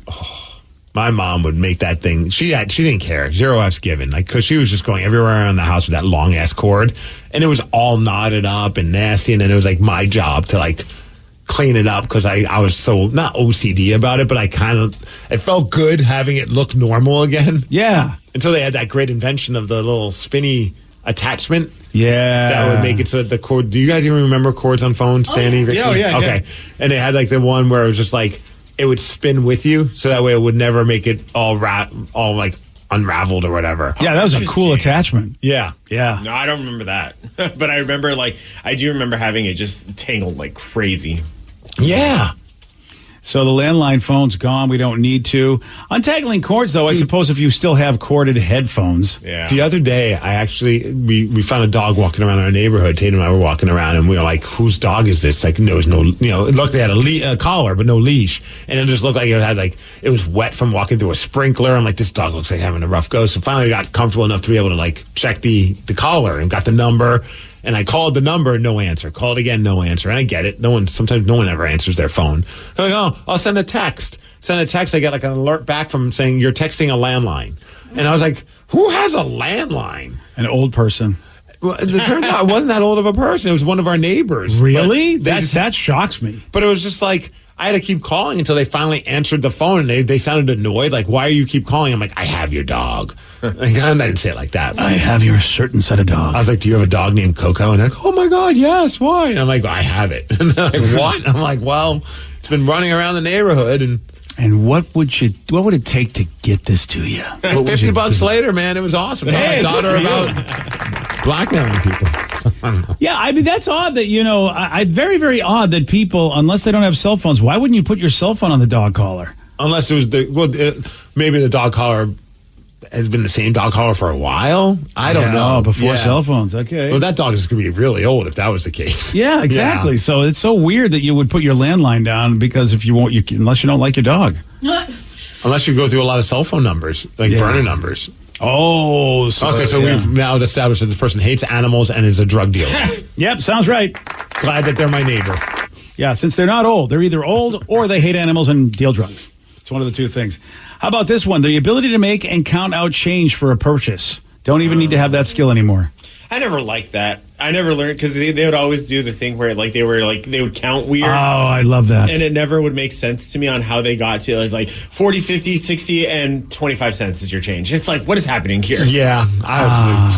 Just give me money. I learned that skill and I was so proud of myself because I could do it so fast. Zing, zing, zing, zing, zing whenever because this was back when there were no scanner registers. You had to enter everything in. Oh, yeah. If anyone was ever like a cashier before like the 90s, I feel like even in the 90s probably too, you had to make that quick math. Yeah. And then registers finally did the math for you, and that was nice. Yeah, one person said the total was $9.91. I gave the cashier $10.01, and you think I handed them a live grenade. Okay, that's funny because that's so true. Yeah. You ever do that like at a fast food place? Nowadays, I don't because I use a card, but it's like it turns out to be like whatever, like $15.25, and you're like, okay, well here's $20.25, and they're like, why are you giving me that extra 25 cents? Yeah, it's like, well, because there you go. See, now you can give me exact change back. I don't have to have like coins. Like, you bastard, making me do math. Yeah, love that. I did see somebody had a funny joke online, or it was a meme, and it just said, I'm not too concerned about people checking my browser history, but thank God there's no history for your calculator. And I was like, that is so true. I do some of the math I do on my cell phone calculator is embarrassing. Oh, it's just so bad. I'm like, I should be able to just do this simple math in my head. But why bother? You've got technology. Right. What else? 45 plus 35? Let me get my calculator out for this. Here's a skill you don't have to know anymore, setting up a VCR to record a TV show in advance. That's a pre-90s skill. I want to know, is anybody even using DVRs anymore? Oh, yeah, I use DVR all the time. Okay, you still are. But you know what? Vicky and Danny didn't say anything. I have all streaming. Look, you don't know why. See, that's how old. That's how old you are, buddy. I'm ready to shut you guys down. Oh. I just use streaming, so everything's already on there. But then sometimes you're forced to watch the commercials. Because, like certain things, it's like fast forward option is not available on this because you're streaming it on demand or whatever. Oh, I don't have on demand. You're thinking cable. Yeah. Most people these days are just doing streaming, period, where they don't have any kind of like fast forward. Okay, that's fair. Yeah. And if you get Hulu without the commercials or Disney Plus or whatever, you don't even. I mean, you get to watch those shows maybe a day later at the most. But sometimes they make you watch still a commercial, and I'm like, "F you." I'll just DVR it, and then I can fast forward through the commercial. That's because you don't have the expensive version of these streaming services. I don't have Hulu at all. Yeah. Okay. Well, there you go. Hey, I got the Peacock. I got the expensive version. I don't care what you do in your free time. We're talking about streaming services. I will say Lily was so offended the other day when we were watching Hulu. We were watching something. Oh, it was The Goonies on Hulu, and commercials came on. She's like, "Why are there commercials? Why do we have to sit through these?" And I was like, "What?" And she's like, "Isn't this on Hulu?" And I was like, "Yeah, we don't have the expensive one." Oh, and she's just like, "Wow, you suck, Dad." Yeah. Do you remember though having to record on a VCR? The process that it was. Oh yeah. And I would set it, and I remember. Oh yeah. I'll never forget. This will date me, but I'll always remember the moment that I stopped watching the TV show Lost was because one time like my power went out and it went back on, and the VCR didn't record an episode of Lost, and that was a show where you were lost if you missed an episode of Lost. Yeah, you were. And it was like season 2 or something like that. And I'm like, well, this is all just ruined for me because you couldn't go back and watch it back. No, there was no on demand for that. You had to wait till the off season when they ran the reruns. Yeah, I had the same thing happen to me. I set my VCR to record, and I couldn't set record in a couple of hours. I had to leave it recording so I can go to a soccer game. And when I got back, it cut off right towards the end of the show. It was a Saturday morning cartoon. It was the X-Men Evolution. And I had no idea for years what ended up happening with that episode because the next episode had nothing to do with the previous episode. So, and there's no DVR. There's no, okay, well, it'll be on streaming tomorrow. Nope, nothing. I had to wait years. That's a punishment that used to be a really cool punishment. And I still remember this. I was 9 years old because it was the last season of Lost in Space, the last episode. And I didn't even realize it was going to be the last episode of the series because they never got a 4th season. And my father was mad at me. I don't know what. Here's the thing. I don't know what I was in trouble for. Probably my big mouth. Yeah, I would lean towards that, yes. And we only had one television in the house. So, and my dad used to let me watch Lost in Space. He gave me that time. And I did something, and he's like, you know what? For your punishment, you're not watching that episode. And it was a beating. Because like you said, Steve, you had to wait. And then you had to time it because if you missed the rerun in the summer, forget about it. I didn't see that episode probably for 2-3 years after when it was finally, they did reruns, and the syndication. That's a punishment that doesn't work anymore because you have on demand, you have streaming. I mean, go ahead, tell me I can't watch it. I'll just watch it tomorrow. I'll never forget when I was a kid, I was obsessed with obviously wrestling, but they used to, back in the day when the WWF was massive and it was so big that they would bump Saturday Night Live once a month for Saturday night's main event. And they would put that on and then put Saturday Night Live on after. That just showed how enormous wrestling was at the time. And as a kid, I'd be like, okay, I'll set the VCR because a couple times I fell asleep on it and then you miss it and you're like, all hope is gone. So I remember setting the VCR. I fell asleep before it came on and I was like, well, I VCR recorded it and it didn't. It wasn't until recently I thought about it. I'm like, oh, those episodes are on Peacock. And I went back and watched and I remember it was such a cool nostalgic moment. I remember I didn't get to finish watching this episode because I fell asleep on it. And it was so fun. I was like, I finally have closure 40 years later. That's awesome. Or whatever, 30 years later, I can now watch this Saturday night's main event. And this just in, I reached out to a friend of mine who's got a 15-year-old in high school, and she has mostly all online books, except this year she had one biology textbook. So they still use textbooks, but they are getting phased out. Wow, only one textbook. Okay. Isn't that weird?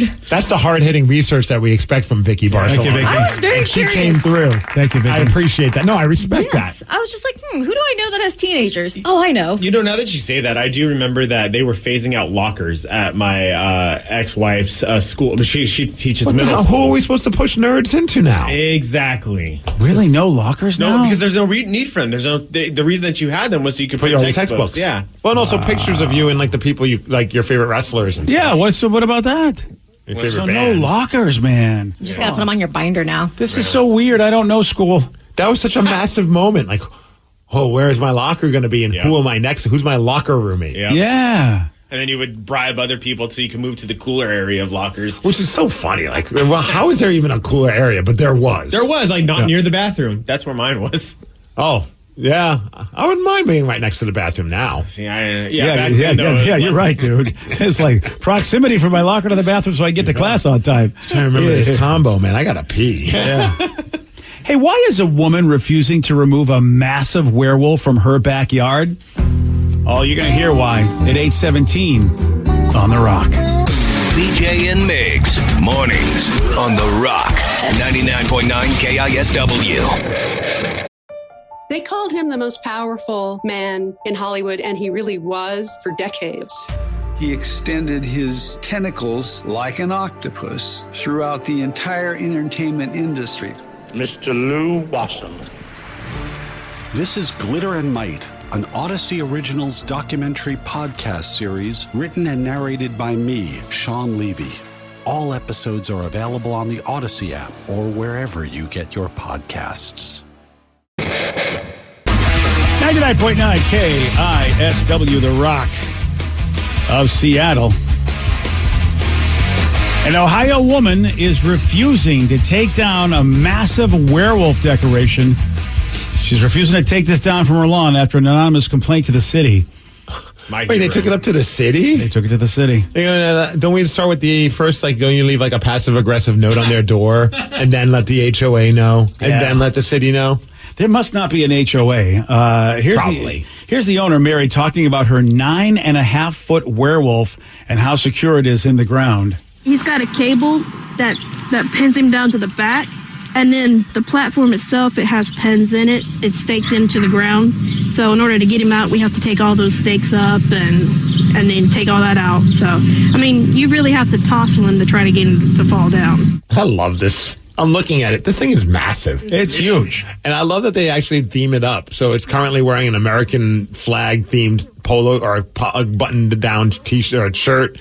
American flags on there too for 4th of July. Oh, so this thing can be decorated for every holiday. Yeah. Yeah. Probably started as a Halloween decoration. She's just like, F it. This was too much work to put up. Do you remember those giant skeletons from Home Depot? There are groups on Facebook devoted to people who just leave it year round. And just dress it up depending on the occasion. Because they're so big, and where are you going to put it? So have fun with it. I really want one, really bad. I just haven't yet. Does anybody care? Why would sure somebody in the neighborhood's like, this thing is scary looking. But so what? It's a. I would be fired up if one of my neighbors had this. I think it's hilarious. There's Halloween, so you see stuff like this. So she keeps it up all year. Boy, you're right, Steve. Somebody's got a brain that hates this, and I don't understand why. Not to the same how big it is, but my mom has a Frankenstein that she refuses to take down. It's like a candy bowl that holds candy for trick-or-treaters, but she put it out. She doesn't want to put it away now, so she does this exact thing where she dresses it up. That's funny. She has Valentine's Day. She has an Easter one. She did graduation, and it's amazing. Everyone compliments her on it. So I am fully in support of this lady. Look, what would you rather? Would you rather someone's broken down car in a front lawn, or would you like a giant werewolf wearing an American flag shirt? I don't know. I'm leaning towards the giant werewolf with an American flag shirt, personally. Oh, yeah. Are you kidding me? Come on. Right? Someone who's got a whole bunch of trash in their front yard or doesn't maintain their yard. Or a giant freaking werewolf. And it could be the Werewolf Kraken fan, Werewolf Mariners fan. I didn't even think about that. You could put jerseys on it? Yeah. I kind of want one now. My wife would kill me, but I would want one. Yeah, listen, the city, by the way, says, they're not going to remove this. They got better things to worry about, I'm sure. They just we can't do it. An HOA, unfortunately, might actually be able to do something, which really still sucks. Look, I get that, it can decrease the value of homes in the neighborhood sometimes depending upon what the yard in the house looks like. But I feel like she's I don't think it's a big deal. I also don't know anyone that said, hey, why didn't you get that house? Well, they had a giant werewolf, and one of the neighbors had a giant werewolf, and I just didn't want to live in that neighborhood. Didn't want to live next to them. Maybe somebody has made that decision. I just don't see that happening. Did you say it was the backyard or the front yard? Oh, it's their front yard. It's the front yard. Okay, cool. Oh, yeah. And it looks like it's on a busy street. That makes sense then, because I've had HOAs complain about things that are in the backyard too, and that makes absolutely no sense to me. Right, why do you even know it's in the backyard? There, HOA people? Because somebody looked out the window of their backyard and they're like, I don't like to see that.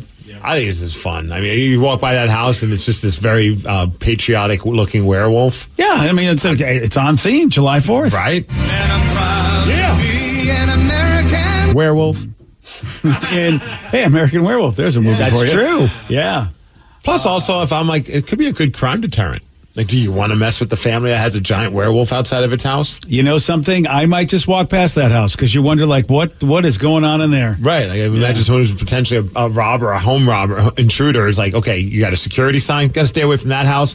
You have a giant 9.5 foot tall werewolf outside of your house. I think I'm going to steer clear of that too. Pretty cool. Yeah. I'm digging that. I'm very much digging that. Oh, it's called Phil the Werewolf. Oh, Phil. Interesting name. Why not? Wonder why. Wonder if there's a hairy friend named Phil that they have and they're just trolling him. Yeah, or maybe that's the owner's name and it's Phil Jr. Phil Jr. Yeah, look at that. It's the McCracken family. It's just like, you know what I would do? I just drive by that place. Yeah. Oh, yeah, I see that. Yeah, it's just a regular house with who cares? Some people get so worked up about how these things are. Yeah, well, people they just want to be miserable. There is that. And I know because I'm the king of misery, so that's exactly what that is. I'm trying to think of like what would be a cool looking like giant statue outside of the house. Oh, you'd have Rocky. Of course you would. Oh, I can't. Adele has it. You know, oh, that's right. Yeah, you'd have to get a different one. A Rocky statue would be pretty awesome. I was thinking even like a statue of Bowie would be pretty cool. Oh, that would be cool. Or like some kind of like life-size version of Bowie. 9 foot tall? Yeah, 9 foot tall Bowie just to show my love for the team. Boy, that would get attention in the neighborhood, especially with Bowie's naked butt. Yeah. I've always wanted a massive like dragon, but it wouldn't be in my front yard. It'd be like on top of my house. Scary Dragon or Puff the Magic Dragon? No, Scary Dragon for sure. Like Harry Potter style, like its tail like wrapping around my fireplace chimney and like so cool. Then maybe breathe like smoke every now and then. See, like a Puff the Magic Dragon would be kind of fun. Like, it's a dragon, but it's a fun dragon, and every once in a while it gets stoned. Swing on by. That's what you want in front of your house? Yeah, man. I'm a happy dragon. Okay, buddy. All right. So it's better than an angry dragon. Vicky, what are you getting? Oh, I'm looking at, I needed some inspiration from the Googles. And somebody has like a giant, what would be life-size unicorn. And I need this for my yard. It's just so cool looking. That'd actually be pretty awesome. You probably think Neil Patrick Harris lives there. Yeah. Yes. We're fans of Harold and Kumar go to White Castle. Or at the very least, a stoner. I feel like your daughter would have a giant gnome. Of course she would. And there's more new gnomes properly. I've seen them, Sarah, by the way. I've seen the new gnomes. Oh, yeah, she's putting new gnomes in She puts them everywhere. The place is getting infested. That's awesome. Yeah, I just walked out there the other day and I'm like, there's another new gnome. Yeah, my wife is not into the whole gnome thing. I try to get a gnome outside of our house. Oh, she wouldn't do it? No, she doesn't want to do that. So. Come to my. Well, you can. Well, we had a gnome and then it broke. And then I'm starting to wonder how it broke. Oh, yeah. Yeah. Then I tried to get that gnome that looks like Elvis, and she's like, no, there's no way. Oh, she didn't say thank you very much? No, she did not. She said, no, not. No, thank you very much. Exactly. I think in the Pacific Northwest, we should get a big Bigfoot statue. That would be on brand. Like the one that they have at the Washington State Fair? Yes. Yeah. Everyone takes a picture in front of? Yeah. Okay. That'd be pretty cool. I would like to do what they could have done in Vegas. And I just watched the documentary. And Paramount, wow, I got to tell you, Paramount Viacom, what a wonderful company. They had an opportunity to have a hotel that was going to be the entire Starship Enterprise. They had the plans. It was going to be built. It was going to be done. And Paramount said no. They were the ones money out of the deal. I don't know what they were. I don't know what their problem was. Yeah. It's like, why would you ever say no? That someone else was going to build it, and in Vegas forever there would be the Starship advertisement. Yeah, and they said no, and it was. I had no idea this was going to be a thing. It was approved. It was ready, and then Paramount said, no, we're not sure about this. After all, we're not going to license. We're not going to give you the license to do this. So they have every room would be a Star Trek themed room. Oh, dude, it was. Yeah, you'd have the bridge, you'd have everything, and it would be It would be the same size as the real Enterprise would be in life. They would have taken up that much space because they wanted to, because they were trying to make Vegas a kids attraction place back in the day in the 90s when they did this. Oh, okay. I was going to say, that's random. Kids going crazy about Star Trek, but back in those days, maybe yes. Yeah, well, there was they had 3 shows on it one time in the 90s. And so... would the bridge be like the lobby where you check in? That's a good question. Yeah, it was going to be like, oh, man. I mean, and they did the Star Trek experience, which is what they did instead. And that's something that, I got to go to. And but, man, I had no idea that it was going to be a giant Enterprise. So for me, that's what I would want to have. I would either want to redo my house to be the Enterprise or at least get a giant Enterprise on my roof. That would be pretty awesome. Yeah, just to hey, they're landing. What is BJ removing the roof of his house for? oh, he's adding another level and it's going to look like the Starship Enterprise. So sad. Wouldn't that be cool? Like, I still, even if you're not a Star Trek fan, because look what they've done. Oh, I would still want to go check it out. Look at the Disney experience they made the Millennium Falcon. I mean, they were so ahead of their time, and they were ready to build an entire structure. And you would go, you would see it, Star Trek, and have to go, wait, there's a building that is, they built the whole ship in Vegas, and you can go, like, it's the size of what the ship really is. Which is, like a battleship. I mean, that kind of a size. Well, I could get like a giant Peppa Pig outside of our house. Do you really want that? No, I wouldn't be opposed right now. Yeah, okay. As long as it snorts at you as you walk by.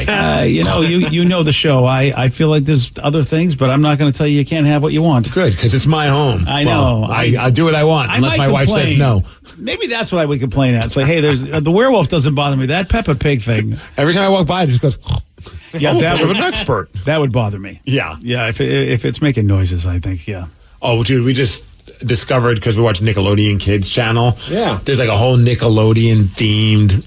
It's like, I did not know this even existed because we're going to see my parents in New Jersey. And there's a mall near them called the American Dream Mall. Oh, really? Which is basically like their wannabe version of the Mall of America. Okay. And it's got like indoor water park, indoor theme park. Wow. And it's got like a whole Nickelodeon Paw Patrol thing going on. So we're going to have to go check that out now. It also has an indoor skiing. How big is this mall? I don't know. It has a hockey rink. It has a place for people to snowboard and ski inside. So year round you can snowboard, and I'm fired up to go check this mall out. Yeah, the Mall of America is huge. We've been there, and it's awesome. So I'm wondering, you'll have to tell me whether or not they've actually matched the size. It looks like it might be bigger, dude. I mean, you got all that crap. I mean, Mall of America. You got a water park and a theme park and a hockey rink and a ski slope. They're really trying to get people to go to Jersey, aren't they? Yeah. Well, they got me. I'm all about it. Oh, you can meet SpongeBob, man. SpongeBob's there. The Paw Patrol guys are all there. Look at you. It's got like a slime center. Oh, wow. You had no idea this was going to be there when you were visiting your parents. Had it not been for that awesome commercial that showed up on Nick Jr., I would have never known. Dude, that's so cool for you guys. I mean, that's right where you're at. Yes. I want to go. They have like the Legends of the Hidden Temple rope course challenge. It's like my childhood. Oh, yeah, that's what I'm saying. That's what they're making roller it for, coasters, rides, the characters, live characters, and they show the Paw Patrol crew. You know Tatum's going to go bonkers for that. Yeah, look at that. I got to get a selfie with Rubble. Oh, man, that is my new profile picture. I don't even know what language you guys are speaking. And they're saying that this the is language of the children. Yes. Childhood. They're saying this is the largest indoor theme park ever. Oh, okay. So they beat that for Mall of America. But they are second to Mall of America per square footage. They are at 3 million. 3 million square feet. That's a lot. Do we know what Mall of America is? No. We'll have to More find that than out. 3 million square feet. I know. Because I thought about it. Because when I was thinking, could I walk this mall, like the entire mall in one day? Oh, I bet you could. I don't know. You might need a couple breaks. That's what I'm saying. That's a lot of mall. That's a lot of mall. That's a lot of mall. I feel like we covered a lot of it when we went there. I don't know, dude. I feel like we didn't get to a lot of it, though. I mean, they got multiple wings. So this is 3 million square feet. The Mall of America is 5,600,000 square feet. That's a lot of mall. Yeah, but they don't have a ski slope. Not yet. But now you know Mall of America is not going to take this line down. My parents were like, well, you guys came to visit us and you keep going to the mall instead. I'm like, well, Yeah, that's right. We got things to do. You could spend some money here, though.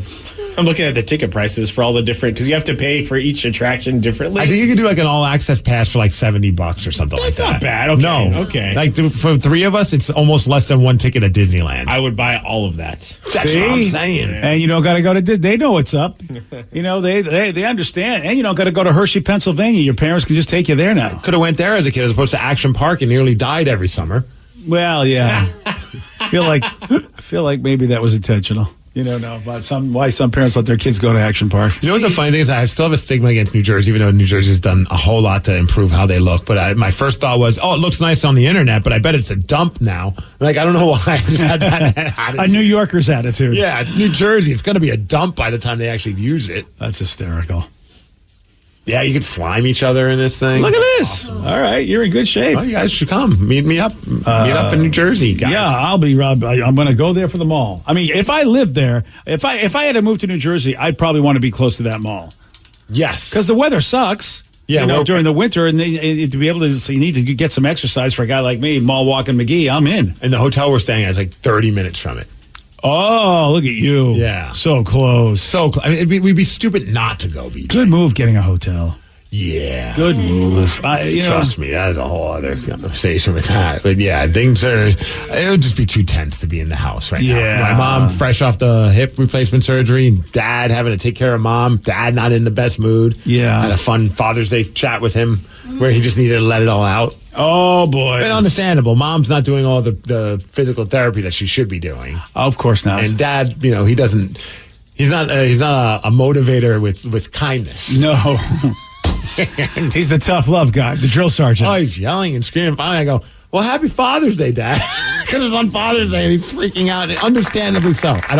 And my wife was like, this is one of the few times where you're siding with your dad over your mom. I'm like, well, he's not wrong. Like, she needs to get in. All they're asking is like, just walk a little bit. And she won't even walk. Oh, see, this is tough. I have a person in my life in that age where they just do what they want and they don't listen to anything, even if it's reasonable. Yeah, it's just like, and I tell them, like, we're coming with a 3-year-old, Mom. You got to walk a little bit. You got to be somewhat mobile.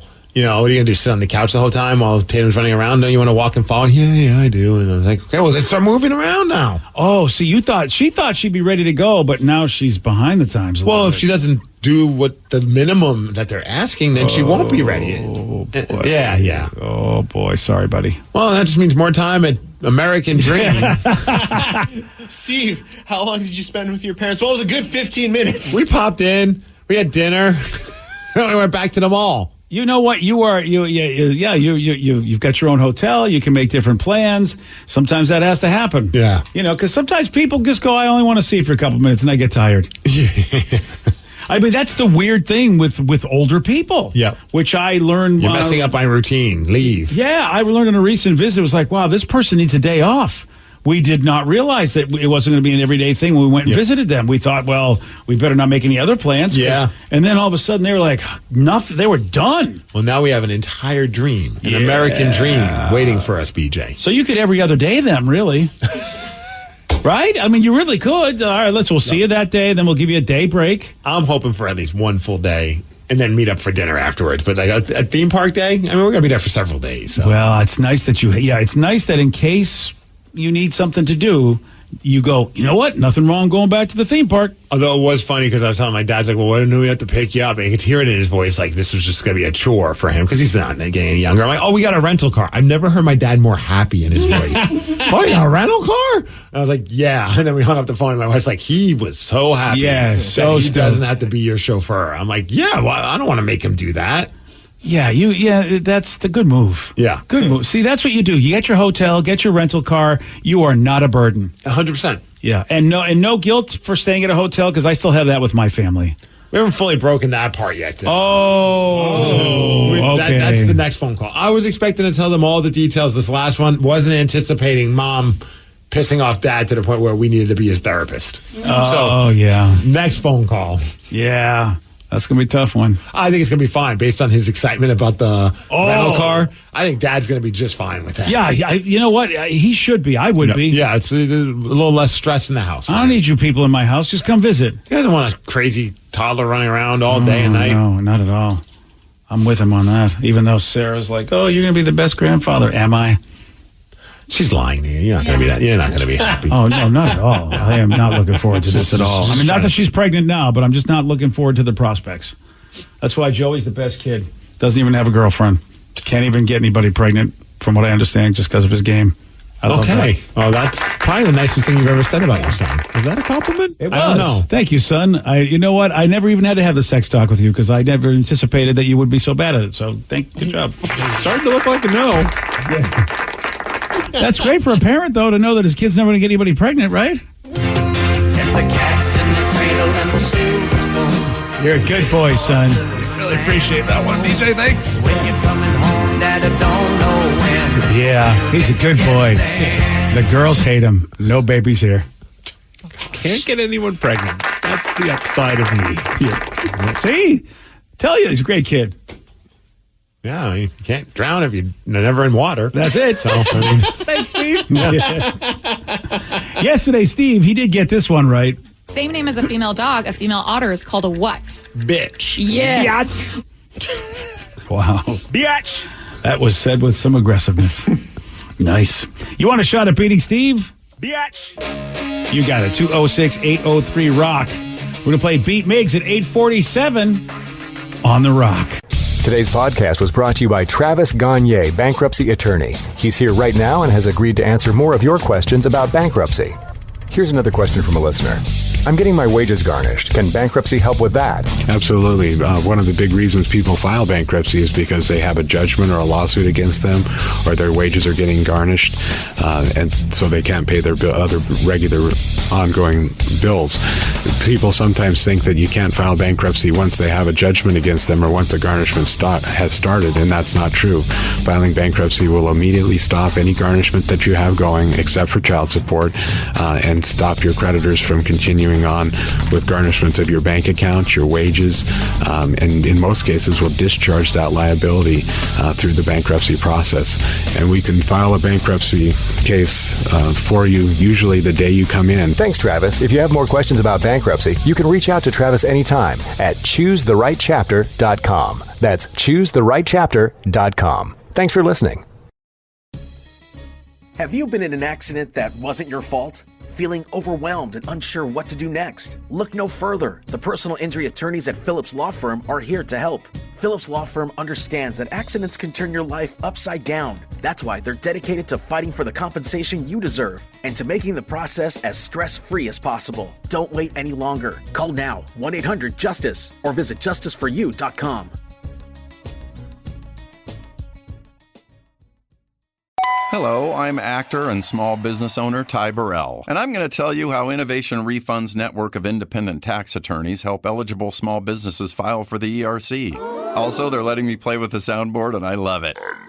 They analyze and interpret ERC claims to help businesses get the refund amounts they may qualify for. Go to innovationrefunds.com or call 1-843-REFUNDS. Innovation Refunds does not provide tax or legal advice. We work with an independent network of tax professionals to evaluate and process your claims. Terms and conditions apply. Ty is a paid spokesman. Hey, this is BJ. Thanks for listening to our show's podcast. If you're a fan of all things geeky, you should check out my other podcast, BJ Shea's Geek Nation. We have new episodes every day, and you can check it out at bjgeeknation.com. Your home is going into foreclosure and you feel like a financial wreck. You don't know where to turn for accurate information. I'm bankruptcy attorney Travis Gagne. Let's talk about some legal options. If we work quickly, we can propose a plan to save your home, modify the loan, or in many cases even eliminate your second mortgage. The consultation is free. I've helped hundreds of people just like you make informed decisions about whether to save their home or exit it on a reasonable, organized timeline. The chapter you choose sets the tone for the next chapter of your life. Please contact me today at choosetherightchapter.com. That's choosetherightchapter.com. 99.9 KISW, The Rock of Seattle. All right, the M's have a big series in New York, taking on the Yankees, and you got to show your love. We got to keep the good mojo going. Yes. Time to get over 500 and stay there. Let's do this. And you're like, all right, well, what can we do? Well, it's been proven by Steve and I that the KISW baseball shirts are a good luck charm. The more you buy, the more they win. See, that's how it works, yes. Right? Yeah, these are awesome, actually. These are good-looking shirts. They're 3/4 sleeve link shirts, 2 styles to choose from. So since they're on the road, you might want to get the away KISW baseball shirt. But then they're going to come back, so you want the home version, too. So why not get both of them? They're available in the Rock Shop at KISW.com. Let's play Beat Migs. It's time to play the game. So everybody scream his name. Beat Migs. Don't be a loser. Whoa. Beat Migs. You're a loser. Who's ready to be Migs? I know Thomas from Tacoma is. Thomas, are you there? I am. All right, Steve, now Let's get go. out. For those playing at home, Thomas has 60 seconds to answer 10 questions. You can pass all you want, but you will only get 3 guesses per question. Are you ready? Yes, ma'am. What is it called when you end a relationship by cutting off communication without giving that person any warning? Pass. Rhinoplasty is the medical name for which type of plastic surgery? Nose job. Yes. What are animals that have no backbones called? Invertebrates. Yes. Who plays the title character in the 2016 movie Doctor Strange? Cumberbatch. Yes. How many points do you score in an NFL game for a safety? 2 points. Yes. What fruit is the title of a 2021 hit song by Justin Bieber? Pass. Minions made their first appearance in what movie? Despicable Me. Yes. What ocean is off the east coast of the United States? Atlantic. Yes. What did the ugly duckling eventually turn into? Goose. No. Duck. No. Swan. Yes. What kind of cake is traditionally used for a wedding cake in England? Sponge. No. White cake. No. Pass. You get 7 correct, Thomas. All right, not bad. That's a pretty good score. Not bad. You passed right as when you didn't know the answer, but you knew quite a bit. Yeah. You know, I've been a long-time listener, first-time caller, so. Oh, I hope you nice. win, then. Oh. Steve, I hope you go down. What? Sorry. What the hell? Yeah, this is the first-time caller, first-time player for Thomas. Yeah, first-time loser, man. Let's go. Come on. No. Steve, are you Where's the ready? love? Yes. What is it called when you end a relationship by cutting off communication without giving that person any Ghosting. warning? Yes. Rhinoplasty is the medical name for what type of plastic surgery? Nose job. Yes. What are animals that have no backbones called? Oh my gosh. What the heck is it? What is it? Endoskeletons. No. Endochine. No. Arachnophobia. No. Yes. Who plays the title character in the 2016 movie Doctor Strange? That's Benedict Cumberbatch. Yes. How many points do you score in an NFL game for a safety? 2 points. Yes. What fruit is the title of a 2021 hit song by Justin Bieber? Lemon. No. Watermelon. No.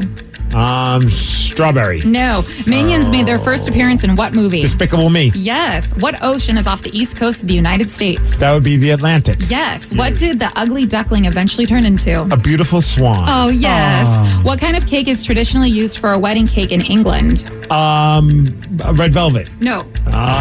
Vanilla. No. Chocolate. No. Strawberry. No. You get 7 correct as well, which is a tie. Oh, Thomas, if you only knew ghosting, you would have won. Yeah. I knew it. It was just on the tip of my tongue. I was just, a little So nervous. close. Well, nice game, though, buddy. No, thank you. Yeah, please call in anytime, man. Call in Yes. anytime because I think you can be a contender. One that Thomas got correct that you did not. What are animals that have no backbones called? I can think of it. Invertebrates. Invertebrates. Yeah, Thomas is smarter than you. Well, yeah. I mean, the smart stuff, yes. Yeah. Does anyone know the fruit is the title of the 2020 hit song Justin Bieber? Was it peach? Yes. Yeah. Wow. Well, he is a belieber. That's right. I should know these things. Yeah. He's got Bieber fever. That's it, baby. And what kind of cake is traditionally used for wedding cake in England? I think it's disgusting. Oh, carrot cake. Fruitcake. Fruitcake? Fruitcake is a wedding cake? Yeah. What? England, go F yourselves. I also think carrot cake is also trash too. So Better than fruitcake. they're both horrible. Okay, well, you know what? Don't put vegetables or fruit in my cake. Why? I mean, it is hard to argue that you could just not put them in there and it still would be an amazing cake. Exactly. I'm not going to fight you on it. Well, congratulations on your tie, Steve. Yeah, Yes. must be Cumberbatch's birthday because he was on my Star Trek calendar. They don't tell you it's the guy's birthday, but they just go, "Hey, here he is, and here's the guy that played Khan." So if you asked a question about him, it must be his birthday today, right? I don't think so. Yeah, Maybe it's just a coincidence. That's a heck of a coincidence if it's not his birthday today. No, all right. Just so happened he showed up on my calendar, and you happen to ask a random question about him. Wow. Also, you have the Benedict Cumberbatch bikini calendar that you got for Christmas. So every month you're going to have a picture of him on your calendar. Well, you know what? You say that with such disdain, but have you seen it? He's pretty beefy. Oh, he's got nice abs. Yes, sure he does. does. Yes. Father and daughter saying that in unison, just Right. the that's wrong way. That's the part that sounds wrong with this show? Yep. Okay. Well, you're probably not wrong. All right. Well, thank you all for participating in that.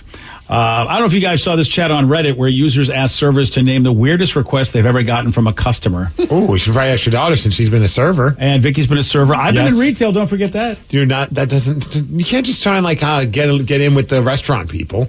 Well, it says it's the server. Oh, servers. Yeah, you're right. Look at this guy. I tried Two to keep it- narcissists. He's like, oh, yeah, I was one of those too. No, you weren't. But still, retail has custies. No? Okay. It's not. That's not what this has to do with, though. Okay, Trying to fit a fine. square peg into a round hole, you weirdo. No, you're a gatekeeper is what you are. No, I'm just a logicist. Okay, well, you know what? I don't even want to try to look that up. Yeah. Hey, so how about this one? And Vicky and Sarah, you could definitely, if you got something you want to add Yeah, to take this. up some strange request you Yeah. had when you were a server, unlike your dad. Couples, this could have been me. A couple didn't want their empty plates bust yet because the guy wanted to lick them clean first. And he did. Okay, as long as he got to. Yeah, I did that one time for money because my sister, she bribed me. She said, "I'll give you $5 if you lick that plate." And I'm like, "Yeah, $5, hand it over." I would just need acceptance that it won't be weird at the table. I would do it every time. Like, I'm always like the person I get home, like, it's like, I'll just use my finger and get like a last bit of pasta sauce. Oh, me, I love that too. Yeah, Yeah, I do that too. I'm the guy that whenever the waiter or waitress comes by to pick up our plates, they always have to have that joke. Looks like you really didn't like your meal because, Yeah. of course, everything is gone. I'm like, well, I paid for it. Of course, I'm going to eat it. She's like, "Shut up!" Like, why are you shaming me for enjoying your meal? Yeah, I always usually tell a waitress if they say that to me. Yeah, tell your cooks I hated it as like a joke back. Like I say That's that good. every time. I like that. Like what else are you supposed to say? Like It's better than me going, leave me alone. yeah, I was hungry. Are you calling me fat? Yeah. And the other side of the coin, though, they're like, be like, "Hey, how was everything?" As you take their plates, and they all say that, like, "Oh, I hated it," as it's completely empty and gone. That's right. Yeah, I've done that joke. I've been Yes. that dad joke. Look, you've never heard this before. How about a guy asked for a tablecloth to wrap around his waist after soiling himself? I don't think you asked that, do you? He don't needs you to just go home. You got to go home. You can't sit there and go. He had to be drunk. Oh man! You don't ask for that unless you're drunk. Now, here's the deal. You ready for this? The server said this happened 15 years ago, and this guy is still a regular who comes in once a week. Nice. Do you think he feels like he owes it to them to like still go in and give them business? I wonder if he remembers. Yeah, either he's... Oh, Who would that's a good show point. their face after that? Unless he's like, man, this is my restaurant. They trust me. He's shame-free, or I think he was blackout drunk. Because I would love to be that, like, just zero F's given to go, this was one of the most embarrassing moments, but I am still going to show up at the place where it happened. Yeah, and that makes me feel like he did get the tablecloth. Because Oh, you know what I mean? Like, otherwise, would you really go back? Well, and you, as a server, you'd have to. I mean, but then did he just take off his pants and then just wear the tablecloth? That's so, everything is so weird. I'm hoping soiled was number one. That's what I was figuring. Yeah, because otherwise you really got to go home. Unless it was like the Acropolis, and then it could have been a number 3 for all we know. Yeah, but at that point, I mean, they expect that. They don't hand out tablecloths, but they give you something else to prevent it. I think they more tolerated. I don't know if they expected BJ. And They'd be like, regardless, here you go. Here, just in case. Crotch check. Oh, what the hell, man? You're leaving with dry pants. doesn't matter what situation. I hope he left a big tip. As Oh, it yeah. were. Yes. Oh, hey, I see what you said. I feel like he's probably still leaving a decent-sized tip. He better. Yeah. Are we talking at the Acropolis? What are we talking about here? The Acropolis. Yeah, what are we talking? Damn it, Linda. There was a woman that sent her grilled chicken salad back because it was cold. So they cooked more chicken, but she sent it back again because the salad itself was still cold. She wouldn't eat it until they microwaved the lettuce. What the hell is wrong with you? Yeah, I would do it if I was a server. I'm like, sure, whatever you need. I would have thought, okay, I Dummy. guess some people hate warm food on cold food, but okay, I get what you did. And then you realize, oh no, I want the salad warm. Like, what are you, what? At first, I thought she was trying to find a way to like get out of pain because I had that. Somebody ordered a pulled pork sandwich and it comes with coleslaw on top of it. So he sticks his finger in it. This is cold. He sticks his finger in the actual coleslaw, not the meat itself. That was him trying to get out of pain. Oh, I read that on the internet, or someone told him it worked. It's like, dude, I Did literally... he get out of paying? No. Okay. No, I guess I should stop doing it. Which it's funny because like the request, the weirdest request I thought of happened at that table. And it was these guys that are locally famous being rowdy, drunk, and these girls came and hung out with them and you could tell they were not having a good time. So they requested like, is there another exit we can take? Because they were smoking out front. We need to get the hell out of this date. So I had to open a side door for them to escape because it was the girls. Yeah, it was just bad. And they were just being jerks like the entire night. And you said you knew who they were. They were somebody's. Yes. God, I hate that. Yeah. It's just like, no, I know who you guys are. I've been in situations with somebodies where they try to really use their somebodyness in order to, like, in a place. And I'm like, can we just be anonymous? Will you please stop with this? Pulling the "Don't you know who I am?" And I'm like, I wish I didn't know who you were. So embarrassing. You know, it's that's why I don't get lunch with Danny anymore. Yep. Danny does it all the time. He just yells at women and goes, "Don't you know who I am?" It's very strange. And everybody says, "No, I don't know who you are. Why would I know who you are? You are a failure to humanity." Wow. And then he just rips his clothes off, keeps his underwear on because he's a gentleman. But now, do you know who I am? Because he's got a big sign who says who he is on his underwear. Yes. Instead of Juicy on the back, it says Danny V. Yes. I hate you guys. Now I kind of want to get him a pair of pants, sweatpants that just say Danny V on the butt. I think we have to. Does Victoria's Secret do their own? So, like, they'll give you the Juicy sort of font, but you can put Danny V instead? Oh, no, I say we buy just some cheap sweatpants, go to, like, a fair where they have, like, the spray with the airbrushing. Let's do it. And airbrush Danny V on the back of his sweatpants. Why do I have a vision of it? The spray paint's going to be brown that you use. I mean, now that you mention it, do you guys have glitter brown airbrushing paint? We got to bedazzle that butt. I'm kind of jealous, actually. We should all do Can this I for get a Live pair? Day. Yeah. For Live Day. We should. Yes. What, that's the idea? We're going to be wearing bedazzled butt jeans? Cheesy fairground attire. Oh, okay. Mark that one down. I don't even know what that is. You're going to have to dress me up. Oh, we'll love to dress you up. Okay, We'll get fair you enough. a giant shirt that just says BJ on it. I have no problem with that. And then Shay on the butt. Shay on the butt. Something's got to be on all of our booties. Yeah. Okay. Yeah. All right. Or you can say whatever you want. Yeah, you can have rock on the back if you want. We'll get rock butts. Rock butts. We're going to get rock butts. Actually, the rock logo would look good on my butt. Okay. Just saying. Don't flatter yourself too See, much. Vicky even found one, an airbrush. You could have it to say hot bitch on the front. Oh, yeah. Hot bitch on the front, rock butt on the back. Let's do it. Beach babes, Cancun. And then it's like a picture of like a palm tree and a sailboat. Actually, I kind of like that. How about when it says, I've upped my standards, up yours.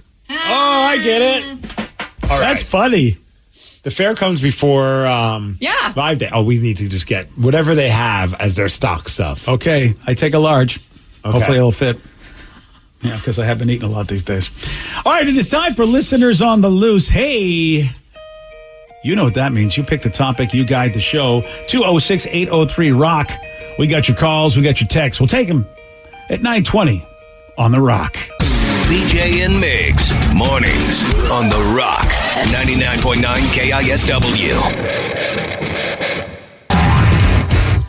99.9 KISW, The Rock of Seattle. It's Listeners on the Loose, brought to you by Shane Company. Listeners on the Loose, you pick the topic, you guide the show, 206-803-ROCK. That's the number to call. That's the number to text, 206-803-ROCK. Now you know Steve, he does have a rule. It's a simple rule, BJ. Let's just show some energy and bring it. Otherwise, we're going to have to gong you. And then say goodbye. Goodbye, old friend. 206-803-ROCK. That's the number to call. That's the number to text. Let's go to Chris in Tacoma. Chris, you are on The Rock. Hey, what's going on, guys? Hey, what you got for us, buddy? Hey, after hearing your, your sweatpants idea, a buddy of mine actually lives out in Gallup, close to Steve. And Steve, I talked to you the buy one, get one day at Qdoba with the jersey on. Oh, yeah. What's up, Chris? What's happening? So, yeah, a buddy of mine who does shirts for our car clubs lives off 152nd, and he does airbrushing. Oh, nice. Oh, okay. We might have to enlist his help at some point. Well, you know, Steve's favorite price. $3.99. Yeah. I imagine your friend actually does it to actually make money, so we'll have to figure out how we can work this into Steve's favorite price. Well, if we could work in like a little discount code of $3.99, maybe we can make this happen. That's what it is. All right, thanks for the tip, Chris. 69 cents, but you know. Nice. You know, we'll do 69. I'm willing to drop 69 cents for this. Oh, that sounds look at good. you. You're a Hey, giver. Chris knows a bargain. He was the one I told you the story that I met him at the Chipotle, and it was a wear a Kraken jersey, you get one entree free. Oh. And Chris, what did you do? You went to multiple different Chipotles to take advantage of that, right? Oh, yeah, went to 30 different ones. I was there at 2 o'clock in Lakewood, and I asked the guy, he's like, what time do you start? He's like, 2 o'clock. He's like, oh, you're early. I'm like, I'm right on time, man. Let's go. Yeah, he stopped at a bunch of different Chipotles and got a bunch of entrees. That's that. You know what? Value is value, baby. So he understands free 99. Yeah. All right, Chris. That I do. All right, appreciate the call. Thanks for the tip, Chris, and thanks for the Chipotle tip as well. That was pretty awesome. I walked into the Chipotle on that day where I talked about it that morning. He's like, I heard about it this morning. I'm wearing my Kraken jersey because of that. I was like, yeah, that's badass. Yeah. They need to do another promotion like that at Chipotle. See, I want to have the time. That would be great to just drive around and get free stuff.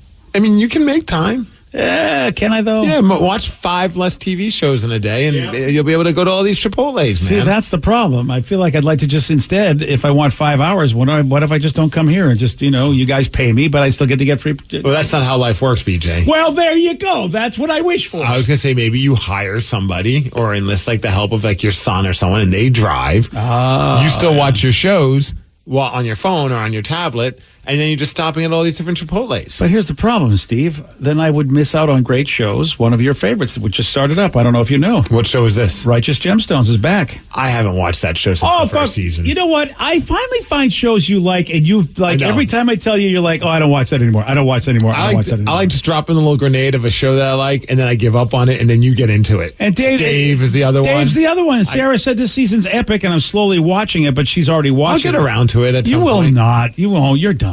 I mean, I don't know. I'm trying to find things to occupy my time when I'm like on like the treadmill, and after a while, like I watch a lot of wrestling, of course, but like that's where I'm catching up with the show with the soccer guy, Ted Lasso. Oh, you are watching? Yeah, Ted so Lasso. I'll watch Ted Lasso while I'm like walking on the treadmill or running on the treadmill. So maybe I'll switch on over to Dave. Righteous Gemstones. I don't know if I'll ever get back to that one. Oh, really? I know it was great. The first season was great. I'm good with just that one season. Man. Sometimes I just watch one episode of a show. I'm like, got it. Don't need to watch it anymore. That was cool. That's why we can't really. There's nothing I can talk to you about. I am not that guy. I'll watch it and love it, or I'll be like, yeah, it's not for me. But I don't watch something and say I like it, but I don't need it anymore. Sometimes I'll find a show on. Like yesterday, we found something. Gosh, what channel was it on? It might have been on Apple Plus or on one of those like streaming services, and it was about like a child star, but his older brother and sister are like also trying to make it in like the acting world. I don't know this one. And it's like just the two of us or something like that. I don't know. We watched a little bit of it, and I saw my wife was like watching Instagram stories with the volume up. I'm like, that's a cue that she's not into this show anymore. Yeah. But I watched like about 5 minutes of it. I was like, got it. I'm good. Well, yeah, but then you also have, you have a conscientious objector next to you on the couch. You can't keep doing it. For all I know, she was like, I was loving it. I just like watching Instagram videos at the same time. Yeah, I don't understand that concept. Vicky's generation can do that. They can watch multiple things that are different at the same time, and my brain goes, no, we're watching one thing. I think the ADHD thing actually helps in that scenario because I could literally do, what is it? I am listening to a podcast, watching a video, playing a game and watching a movie on my TV. It is pretty awesome. My brain doesn't know how you're good at any of that. The show was on Max. And it's called The Other Two. Okay. It's 3 seasons in. I actually think you would like this show. I don't know about that. It had some good comedy. It just wasn't vibing with the wifeski. It's a little bit more vulgar than I think she wanted. Oh, see, I'll watch a comedy with my wife. Like a show with my wife, I will put up with. But all my shows are coming back. I got no time. Secret Invasion starts tomorrow. Oh, man. That's a Marvel thing that's considered the best Marvel show that's ever been done. It's like a great spy thing. Secret Invasion? Yeah, and Samuel L. Jackson. Is that on? Disney Plus, of course, where all the Marvel shows are. Where have you been? I'm sorry for being so ignorant. Unbelievable.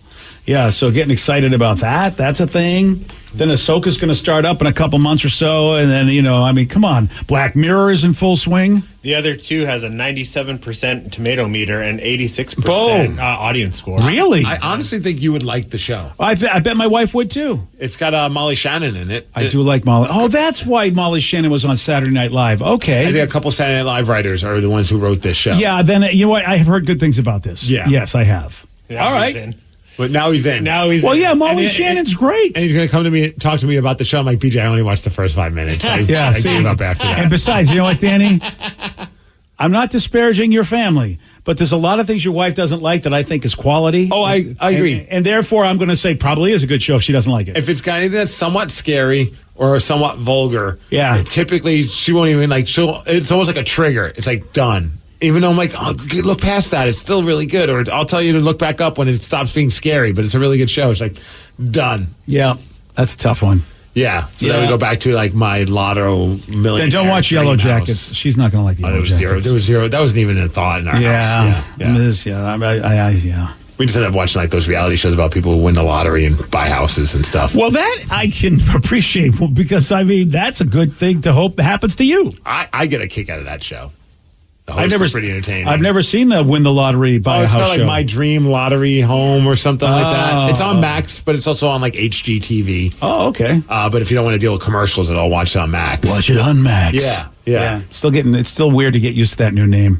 Yeah, I keep wanting to say Cinemax. Yeah, and like it's no more HBO, even though HBO is still making stuff because they like it says on Righteous Gemstones an HBO show. I'm like, wait a minute, but there is no more HBO. It's all what's happening? Oh, someone has a text us saying, "Hey, Danny, would you still go on that Titanic sub tour now that one is missing?"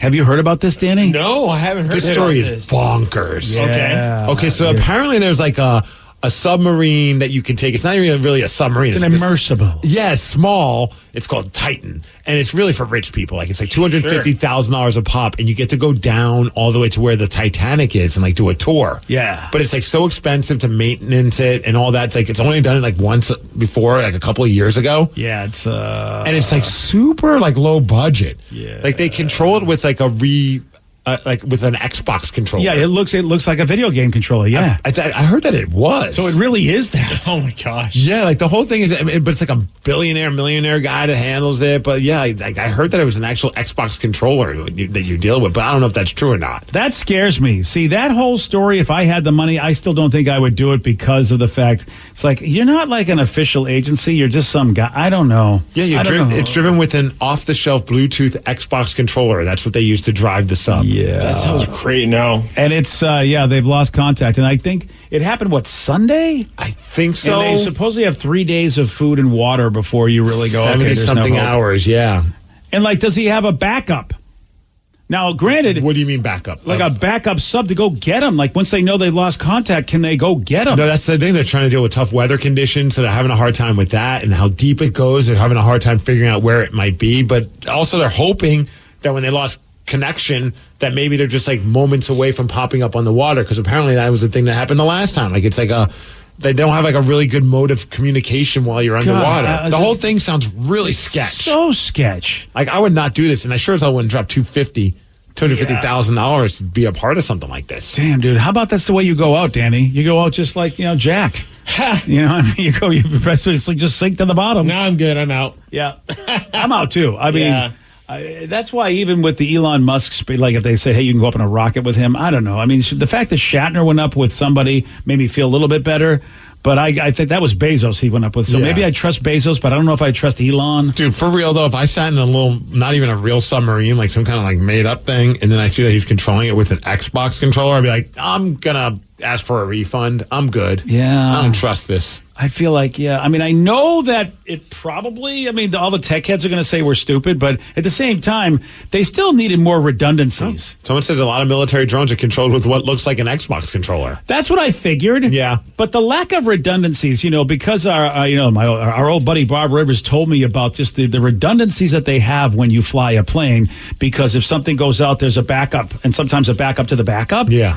The idea that they don't have anything like this for an immersible that goes so far underwater that the pressure will kill you, like how could they even rescue? Even if they could try to get you out of there into another place, like the pressure would wreck you. Like they got to find a way to bring it back up. They even said if there's just a little bit of flooding, it would be disastrous. Oh, that's not good. The whole thing just sounds... Yeah. So, I don't know if I'd want to do that. Nope. No. I think you just watch the movie Titanic. That's it. Close enough. As much as like I am obsessed with Titanic and like the story and stuff, like the underwater thing scares me. Oh, yeah. So at that point, like, I'm good. I'll go to the museums. I'll do all of that. Keep me away from the water. Like, I remember we went to like Universal or Disney. I can't remember where we went, my wife and I, but it was like one of those like little rides that you go into like a little submarine. I can't remember which theme park it was, but like the submarine goes like inches below the water, and even then I'm like, I don't know about this. Like, what are we doing here? Yeah, exactly. Even scuba-ing, I'm like, man, you're just but scuba diving, I don't even want to. Yeah, I want to know that I could get up to the water get out of the water real quick. Yep. Yeah, then you get the whole bends thing. Like you can't even come up too fast, or you ruin yourself the oxygen when you get the bends. All of that is just like, forget it, I'm not going. And what a kick in the ding if they actually don't come back. You just drop $250,000 and I would like to think that I'm as safe as humanly possible if I'm dropping that kind of coin. I think you should stay home. That's what I would do. I have better things to spend $250,000 Yes, on. you do. Yes. A movable pool. Oh, that's what you want. That would be bonkers. Yeah. My whole backyard would be a pool if I had $250,000. Yeah, it would be. And then like a little thing that goes over it that becomes like turf. Oh yeah, look at that. Yeah, like a roof closing thing, like like a T-Mobile, but you'd have the pool closer. Yes, that would be great. Actually, I feel like you could get that for $250,000. You know what? It's a good start, at least. Yeah. You pick the topic, you guide the show. It's Listeners on the Loose. You can call us or text us at 206-803-ROCK. Your calls, your texts at 933 on The Rock. BJ and Migs, mornings on The Rock, 99.9 KISW. They called him the most powerful man in Hollywood, and he really was for decades. He extended his tentacles like an octopus throughout the entire entertainment industry. Mr. Lou Wasserman. This is Glitter and Might, an Odyssey Originals documentary podcast series written and narrated by me, Sean Levy. All episodes are available on the Odyssey app or wherever you get your podcasts. Great news. I just got the State Farm Personal Price Plan on our home and auto insurance. You told our agent about my thing for romance novels? No, you don't have to get that personal. Our agent just helped me choose affordable options to create a personalized price just for us. Oh, sweet. Then you won't believe the love triangle Jen is in now. Call State Farm agent Terry Stash in Bellingham today. Prices vary by state. Options selected by customer. Availability and eligibility may vary.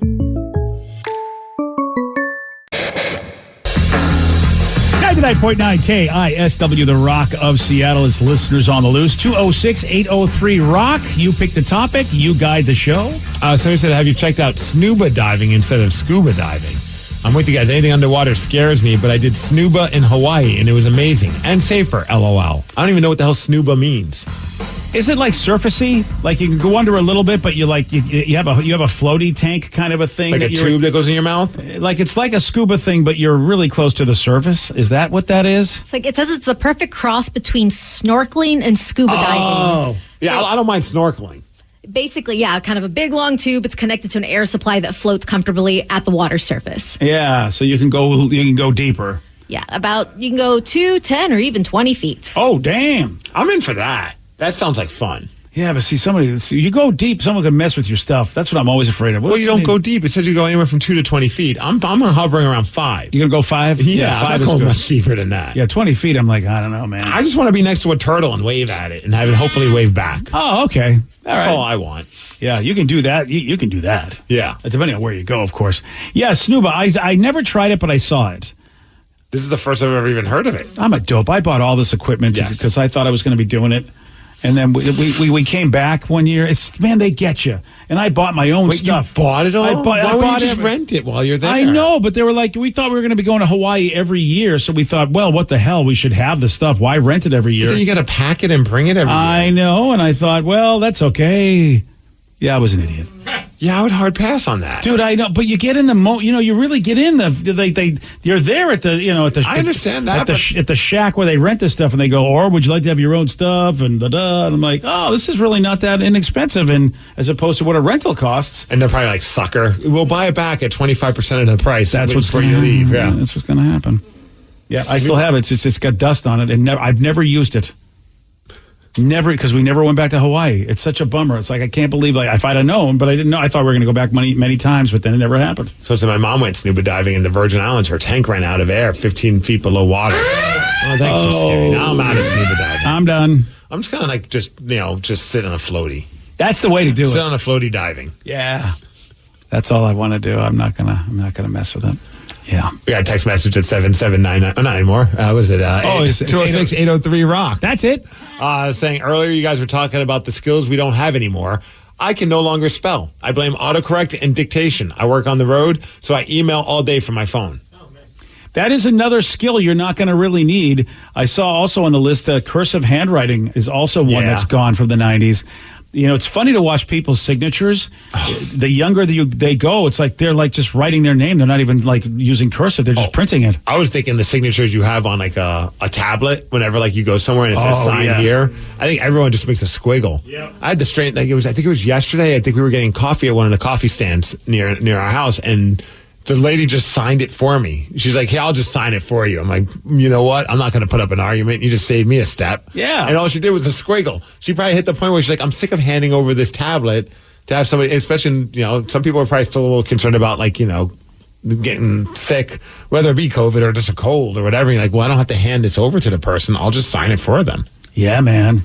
They took out the partitions at the QFC. I didn't realize they had partitions. Oh, yeah. I forgot all about that. Yeah, I know. If they didn't say it, though, I wouldn't have known. Isn't that weird? But they all had masks on. They were like, I'm like, wow, everybody's masked up. And they go, well, they took the partitions out. I go, oh. I forgot that we even had those. Yeah. So it's so weird to think like, what's funny is that these folks that work in retail or just where they see so many people, they're still masking up, and I guess I can understand why. It makes sense you figuring that, well, somebody's going to be sick. Well, I wonder if they were like, I'm not getting that as sick from the cold. Not even talking about like anything serious, but like, I'm around people all the time. They're coughing, they're sneezing, they're touching things, and all of a sudden they're like, I'm getting way less sick at my job. I should probably just keep this up. The problem is if you don't learn how to fight against that, I wonder if then when you do get a cold, you get wrecked. Oh, yeah. Or maybe they're still getting like, I don't know, maybe they're out and about without a mask outside of work. They're just like, I just want to limit the amount of exposure to people and their germs. Yeah, it's hard to know. I get, if somebody's really got an issue with their health, it makes sense. Yeah, you got to mask up. That was the whole point of doing it in the first place, was protecting the folks that really had issues. And if those folks still have issues, I get, but they go, hey, you know what? I'm going to continue this. But stopping getting stuff that you normally should get so your body can learn how to fight it, I'm not sure is a cool idea, because we weren't born with masks. We're supposed to interact in this world as human beings just the way we are. So I get a little worried at the folks that they got this whole sky is falling mentality. It's like, dude, I think maybe you're a little overreacting in your situation. Yeah. Oh, to go back to the whole pool conversation, somebody said, my wife and I started a pool project over a year ago. Oh. $150,000, and the city of Lakewood still hasn't signed off on it. Oh my God! You spent $150,000 doing what? Just getting permits? Maybe like the materials. Damn, dude.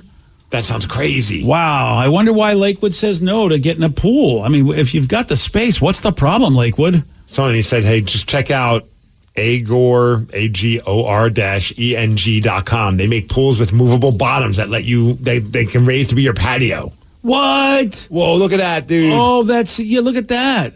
Oh, because the bottom comes up and then you're on top of the water. I love that. Oh, so the water stays there, but the bottom comes up so you can like have little steps and chill. Oh, so you just kind of like, step the feet in there. Oh, and that's a way to keep the kids safe. When you're done with the pool, you can raise that bottom. Oh my gosh. Yeah, it just kind of becomes part of the part of the patio. It's like a deck. Yeah.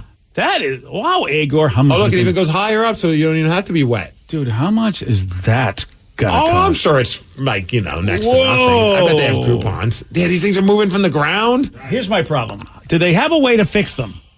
Because I've seen people have movable blinds, and then when the blinds break, it feels like they never know what to do to fix them. Yeah, but it's like an escalator. If it stops working, then it just becomes stairs. So as long as you can open it back up and just use it as a pool, this thing is amazing. But what if it closes and you can't use it as a pool? Oh, I have some of my buddies and let's just put a little muscle into it. Oh, I see what you're saying. Okay. Dude, the one that closes like a trap door. Yeah, and then it opens back up and it's a pool. I got to show this to my wife. I can't afford this. I don't know. Not even $250,000. I don't think you can afford this. I don't even think they have prices on here. No, Agor is like, yeah, come get one, and they don't tell you the price because they know pretty much you can't get one. Whenever they say like, contact us for prices, I'm like, no. Yeah. Because I can't afford it. Nope. It's like whenever you go to a restaurant and it says market price on like some kind of seafood. Oh, you know what that means. I'm not getting my hopes up. I probably can't afford it. Like if they can't break it on the menu. Yeah. Wow, they look amazing, Agor. And make it into like a glass floor. Oh, come on. Oh, I want that. Well, but I don't want to take care of it. That's the problem. I don't want to take care of a pool. I've had to do that a couple times in my life, and I'm like, I don't really like doing it. Yeah, I can understand that. That and a hot tub. I don't want to take care of a hot tub either. I want to go in it. Get one of those inflatable ones. Well, you still got to take care of it. Yeah, but it's not I don't feel as bad if you don't. Wasn't that expensive. Do you understand what I mean by take care of a hut? I don't think you get what I'm saying. No, I understand what you're saying. You've got to maintain the balance so it's not like basically you're getting into some sort of tepid, bad water. That you just said. Sometimes you need bad germs on you. Okay. Yeah, I'm not getting in your hot tub ever then. Well, I would never invite you into my house. Well, good. Well, I would never sneak onto your property when you weren't home and use it. I want a movable floor so bad in my backyard. Dude, that looks amazing. And so it rises from the bottom of the pool and then becomes a whole play area. They have different versions. Like there's ones that open up like a giant door. Oh, yeah. Like you're going into someone's basement, but the basement is water. I don't want that because I feel like somebody could close that over my head. Well, it's like you never had brothers and people in the neighborhood, my brother's friends, that would basically torment you at a pool. Well, you probably should invite those people over for the pool party. He's my brother. What do you want me to do? I can't not invite him to his own home. This is cool, though, like the whole idea of it making it more safe for like kids and also pets. Yes. You know what I mean? Because I've seen like the ones where like they have like these fences that kind of come up from the ground and you hit a button and it kind of like surrounds the pool. That way your dog doesn't run into the water or your kid doesn't go into the water. But this is way cooler. Yeah, the riseable one is nice. I think that's a very great idea because then the kid can't ever fall in the pool because the bottom rises to the top and boom. Well, they should say regarding the safety of really wealthy infants and children, because I don't think any yeah, you're right, can afford this. Yeah, and besides, the kind of pools you get, Steve, basically they'll fall over if the kid leans the right way anyway. Incredible, man. I know. Agor. I've never even heard of this before. Yeah. I just thought that was like something like This is Bill Gates stuff right here. Yeah, this is Jeff Bezos. Watch, Jeff Bezos has like 15 of these in the same yard. Like his bathtub is probably like he's got an Agor bathtub. It's like a stand-up shower, and then when he feels like taking a bath, the floor lowers. He's probably got like a little tunnel, like like you see at hotels. He can swim from his bathtub to his pool to other parts of the house. Yeah, probably like a grotto. This is so cool. Yeah. Man, dang it! I'm so pissed off at this. Well, you got that net worth? $1 million doesn't get you that. I bet it could. Well, how much do you think this is? That's got to be. I would say that's got to be $500,000. You really think so? But to do all that stuff, I'm guessing it's under $250,000. Oh, how can we find out? We have to contact one of the representatives. All right, or Vicky can do a search for Agor pools.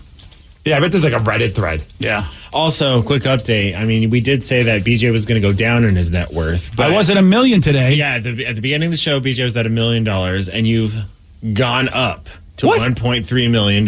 So what? I made $300,000 just talking to you fools today. Well, then you can put $300,000 towards this one of these sweet pools. Can we please get the maker of this website? Why am I even on this website? Why am I important enough to be on there with movie stars where anybody would care about my net worth? And literally, how does it keep going up and down when I'm here doing this show? I'm not doing anything at all to be able to affect my net worth like this. Some say Google says each square foot of the movable floor system can cost anywhere from $300 to $550. All right.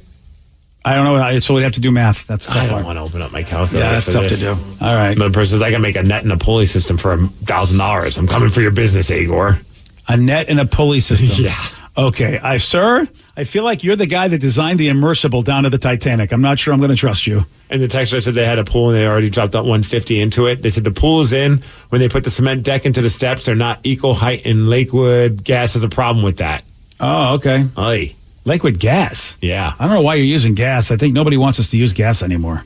Oh, well, I'm sure that's what they want to hear right now. I'm sorry about that. I hate to say it, but I think that gas is going to become the new enemy, and you're going to hear people more and more say don't use it anymore. Well, if it involves me having a sweet pool that keeps the water warm, gas is my friend. You've got natural gas. You're fine. I don't know what I have. No, I mean inside you. Oh, I don't know. Sometimes it's not very natural. I don't know what I have. Here's a homeowner for you. I don't even know what runs my house. Stuff. Does anybody know in your house who does? Oh, yeah, Tatum. Okay. Oh, Tatum knows where all the water shutoffs, everything. So Tatum's the one that's got she knows where all the She knows where all the switches are. All right, fair enough. Okay, we got a big question that needs to be answered, and it's not about what Steve has in his house, how much an Agor pool costs. Instead, it is, what do Ryan Castle and a tricycle have in common? I'm going to tell you at 9:50 on The Rock. BJ and Migs, mornings on The Rock, 99.9 KISW. And now, the Ryan Castle question of the day. What do Ryan Castle and a tricycle have in common? I'll try anything. 3 times. Hell yeah. That's why we're friends. Wow. I'm not sure what you tricycle? Is there your urban dictionary thing? I don't know. 3's more fun than 2. Oh, that's it. So it says Steve has gotten hurt riding both as an adult. Yeah. Steve enjoys riding both at Ruston Way. It's hard on his knees. Oh, on Ruston. For some reason, Ruston Way. Well, it's a beautiful scenic. Yeah, that makes sense. When you're riding around Ryan Castle, you want to see the nice water and mountains. Knees boats. get all banged up. Yeah. Oh, and Danny likes to ride on the back of both. Oh, welcome to the party, Danny. Hey, Danny. Well, we've got a woman from Florida. It might be surprising this story comes from Florida. She's facing felony charges after she stole a Coast Guard tricycle at an airport last week. Did not know the Coast Guard had their own tricycles. It's like one of those spider things. They're adult-sized tricycles. The green things? And they move tools and equipment around an airport. I don't think I've ever seen one of these. Okay. They also want to see it. They use golf carts and bobcats, but they have tricycles, too, to do all this, and that's what she rode. As she rode it across an active taxiway, abandoned it, and then tried to get on an Allegiant Air flight. She also tried to get into a Coast Guard plane at one point. I'm thinking she was drunk or high or both. Look, I think anytime you steal something at an airport, it's probably going to end badly for you. She's chock full of good decisions. Yes. Yes, she is. Ryan Castle, is his 12-pack a good decision? Yeah. We'll find out next. BJ and Migs, mornings on The Rock, 99.9 KISW. Today's podcast was brought to you by Travis Gagne, bankruptcy attorney. Here's another question from a listener.